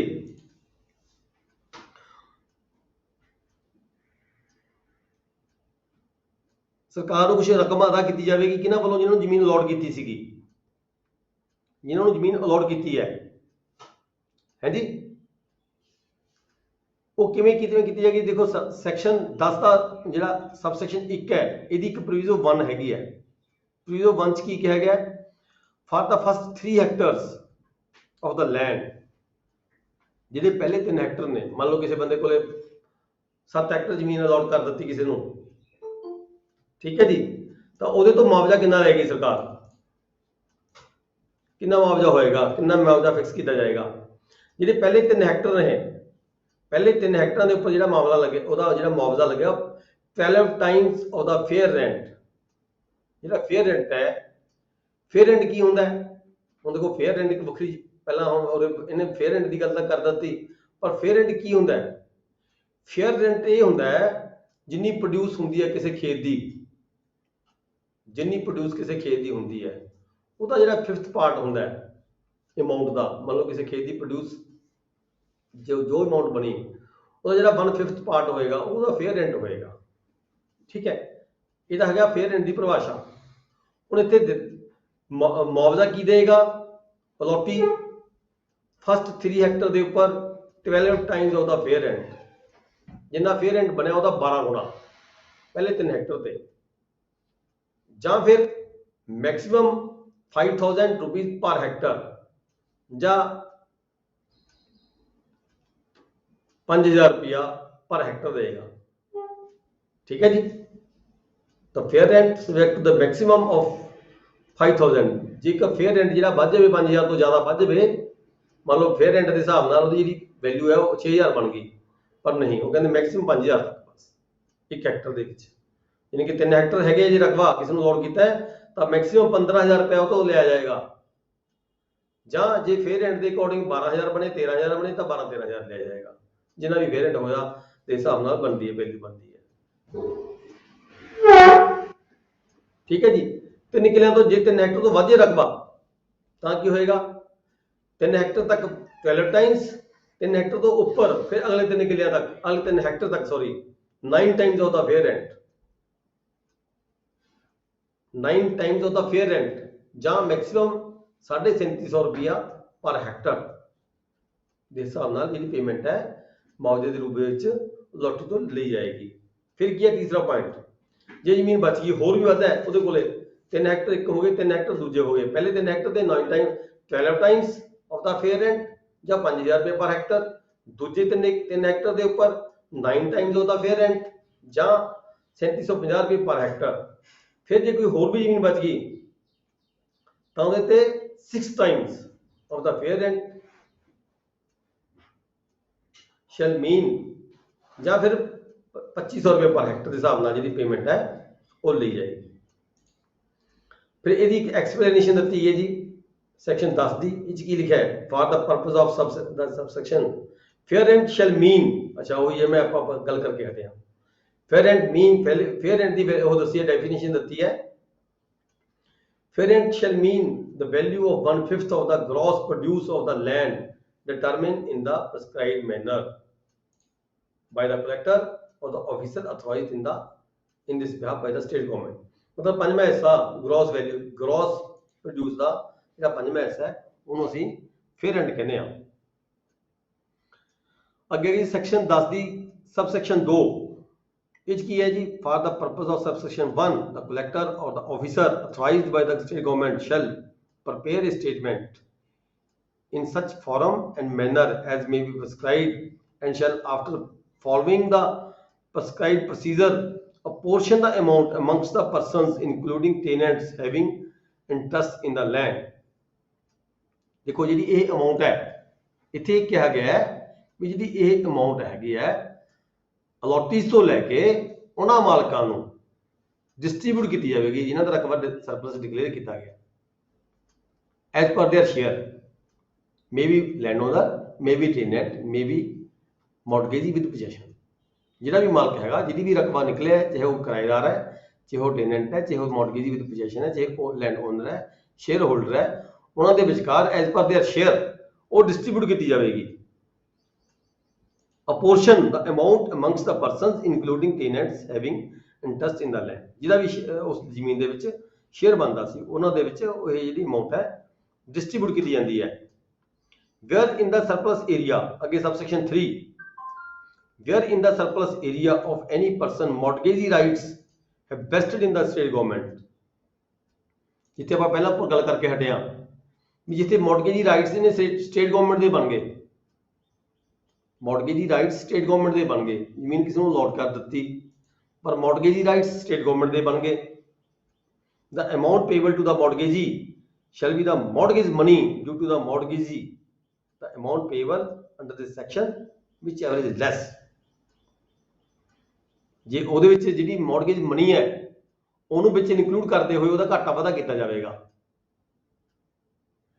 ਠੀਕ ਹੈ। ਜੇ ਉਹਨੂੰ ਕੋਈ ਰਕਮ ਦੇਣੀ ਬਣਦੀ ਸੀਗੀ ਪਰ ਮੌਰਗੇਜ ਮਨੀ ਦੀ ਜਿਹੜੀ ਅਮਾਉਂਟ ਹੈ ਉਹ ਕੱਟ ਕੇ ਬਾਕੀ ਰਕਮ ਦਿੱਤੀ ਜਾਵੇਗੀ, ਇੱਥੇ ਮਤਲਬ ਕਹਿਣ ਦਾ ਇਹ ਹੈਗਾ।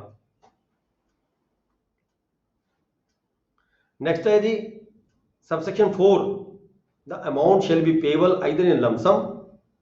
ਆਪਾਂ ਦੇਖਦੇ ਜਦੋਂ ਕਿਸੇ ਨੂੰ ਕੋਈ ਜ਼ਮੀਨ ਸਰਕਾਰ ਅਲਾਟ ਕਰਦੀ ਹੈ, ਸਰਕਾਰ ਵੱਲੋਂ ਇੱਕ ਆਰਡਰ ਕੀਤਾ ਜਾਂਦਾ ਹੈ ਜਿਹਨੂੰ ਆਪਾਂ ਅਲਾਟਮੈਂਟ ਲੈਟਰ ਕਹਿ ਦਿੰਦੇ ਆ, ਉਹਦੇ ਵਿੱਚ ਇਹ ਵੀ ਕਿਹਾ ਜਾਂਦਾ ਵੀ ਜੇ ਤੁਸੀਂ ਕਿਸ਼ਤਾਂ ਵੀ ਬਣਾ ਦਿੱਤੀਆਂ ਜਾਂਦੀਆਂ ਨੇ ਜਾਂ ਉਹ ਵਿਅਕਤੀ ਜਿਹੜਾ ਹੈਗਾ ਉਹ ਲਮਸਮ ਦੇ ਵਿੱਚ ਵੀ ਜਿਹੜੀ ਅਮਾਉਂਟ ਹੈ ਉਹ ਪੇ ਕਰ ਸਕਦਾ ਹੈ। ਪਰ ਕਿਸ਼ਤਾਂ ਤੇ ਕਿਹਾ ਹੈ ਵੀ ਕਿਸ਼ਤਾਂ ਜਿਹੜੀਆਂ ਮੈਕਸਿਮਮ ਕਿਸ਼ਤਾਂ ਕਿੰਨੀਆਂ ਨੇ, ਈਅਰਲੀ ਇੰਸਟਾਲਮੈਂਟਸ ਨਾਟ ਐਕਸੀਡਿੰਗ 15, ਵੀ 15 ਕਿਸ਼ਤਾਂ ਤੋਂ ਬਾਅਦ ਕਿਸ਼ਤਾਂ ਨਹੀਂ ਬਣਾਉਣੀਆਂ ਜਿਹਨੂੰ ਜ਼ਮੀਨ ਅਲਾਟ ਕੀਤੀ ਜਾਂਦੀ ਹੈ। ਲਮਸਮ ਵੀ ਦੇ ਸਕਦਾ ਹੈ ਜਾਂ ਮੈਕਸਿਮਮ 15 ਕਿਸ਼ਤਾਂ, ਜਾਂ ਕਿਸ਼ਤਾਂ 2 4 5 10 7 ਹੋ ਸਕਦੀਆਂ ਨੇ। ਸੋਣੀ ਹਾੜੀ ਤਾਂ ਨਹੀਂ ਕਿਹਾ, ਈਅਰਲੀ ਇੰਸਟਾਲਮੈਂਟਸ ਦੀ ਗੱਲ ਕੀਤੀ ਹੈ, ਹਾਫ ਈਅਰਲੀ, ਸੌਰੀ ਹਾਂ ਹਾਫ ਈਅਰਲੀ, ਮਤਲਬ ਕਿ ਸੋਣੀ ਤੇ ਹਾੜੀ ਜਾਂ ਕਿਸ਼ਤਾਂ ਦੀ ਗੱਲ ਕਰੀਏ ਪਰ ਮੈਕਸਿਮਮ 15 ਕਿਸ਼ਤਾਂ, ਮਤਲਬ ਕਹਿਣ ਦਾ ਭਾਵ ਹੈ ਵੀ 7 ਸਾਲਾਂ ਦੇ ਵਿੱਚ ਜਿਹੜੀ ਹੈਗੀ ਮੈਕਸਿਮਮ ਜਿਹੜੀ ਅਮਾਉਂਟ ਹੈ ਪੇ ਕਰਨੀ ਹੋਏਗੀ ਬੰਦੇ ਨੇ ਜਿਹਨੂੰ ਜ਼ਮੀਨ ਅਲਾਟ ਕੀਤੀ ਜਾਂਦੀ ਹੈ। ਅੱਗੇ ਸ਼ਰਤ ਲਗਾਤੀ ਇਹਦੇ ਵਿੱਚ ਪ੍ਰੋਵੀਜ਼ੋ, ਸਬਸੈਕਸ਼ਨ 4 ਦੀ ਜਿਹੜੀ ਪ੍ਰੋਵੀਜ਼ੋ ਹੈ, provided that the amount shall be applied firstly to discharge the government dues. 15% ਜੀ, ਹੈ ਜੀ 15% ਹੈ ਜੀ, 6 ਮਹੀਨੇ ਹੈ ਜੀ। ਇਹ ਕਿਹਾ ਗਿਆ ਵੀ ਛਮਾਹੀ ਕਿਸ਼ਤਾਂ ਹੋਣਗੀਆਂ, ਮੈਕਸਿਮਮ 15 ਕਿਸ਼ਤਾਂ ਹੋਣਗੀਆਂ। 15% ਤੱਕ ਤੁਹਾਡੇ ਕਿਤੇ ਬੁੱਕ ਦੇ ਵਿੱਚ ਨਾ ਫਿਰ ਗਲਤ ਟਾਈਪ ਹੋ ਗਿਆ ਹੋਵੇਗਾ, ਮੈਂ ਦੁਬਾਰਾ ਪੜ੍ਹ ਕੇ ਸੁਣਾਉਣਾ। ਦੇਖੋ ਸਬਸੈਕਸ਼ਨ 4 ਕੀ ਹੈ, the amount shall be payable either in lump sum or in half yearly installments not exceeding 15 in the manner prescribed. ਮਤਲਬ ਜਿਹੜੀਆਂ ਇੰਸਟਾਲਮੈਂਟ ਨੇ ਉਹ 15 ਤੋਂ ਵੱਧ ਨਹੀਂ ਹੋਣਗੀਆਂ। ਮਤਲਬ ਕਹਿਣ ਦਾ ਭਾਵ ਇਹ ਹੈ ਵੀ 7.5 ਸਾਲਾਂ ਦੇ ਵਿੱਚ ਅਮਾਉਂਟ ਵਾਪਸ ਕਰਨੀ ਹੋਏਗੀ, ਸਾਰੀ ਅਲਾਟਮੈਂਟ ਮਨੀ ਦੇਣੀ ਹੋਏਗੀ, ਠੀਕ ਹੈ। ਥੋੜਾ ਕਰੈਕਟ ਕਰ ਲਓ ਜੀ, ਕਈ ਵਾਰੀ ਪ੍ਰਿੰਟਿੰਗ ਦੀ ਗੱਲ ਹੈ ਜੀ। ਚਲੋ ਕੋਈ ਨਹੀਂ, ਠੀਕ ਕਰ ਲਓ, ਪੰਜਾਬੀ ਚ ਠੀਕ ਕਰ ਲਓ, ਠੀਕ ਹੈ ਜੀ, ਠੀਕ ਕਰ ਲਓ।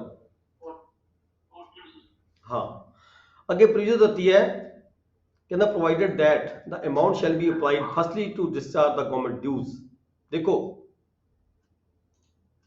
ਜਿਹੜੀ ਅਮਾਉਂਟ ਦਿੱਤੀ ਜਾਣੀ ਹੈ ਕਿਸੇ ਨੂੰ, ਉਹ ਕਹਿੰਦਾ ਜੇ ਕੋਈ ਗਵਰਨਮੈਂਟ ਡਿਊਜ਼ ਪਹਿਲਾਂ ਪਏ ਨੇ ਪਹਿਲਾਂ ਉਹ ਦਿੱਤੇ ਜਾਣਗੇ ਅਗਲੇ ਦੇ। Provided that the amount shall be applied firstly to discharge the government dues, secondly to meet the claims of the secured creditors and then to pay the dues of the other claimants. ਉਹ ਕਹਿੰਦਾ ਦੇਖੋ ਜੇ ਕਿਸੇ ਵਿਅਕਤੀ ਦੀ ਕੋਈ ਜ਼ਮੀਨ surplus declare ਹੋਈ ਹੈ, ਉਹ ਵਿਅਕਤੀ ਨੂੰ ਕਿਸੇ ਨੂੰ ਅਲਾਟ ਕਰ ਦਿੱਤੀ, ਅਲਾਟੀ ਤੋਂ ਸਰਕਾਰ ਨੇ ਪੈਸੇ ਲੈਣੇ ਨੇ, ਠੀਕ ਹੈ।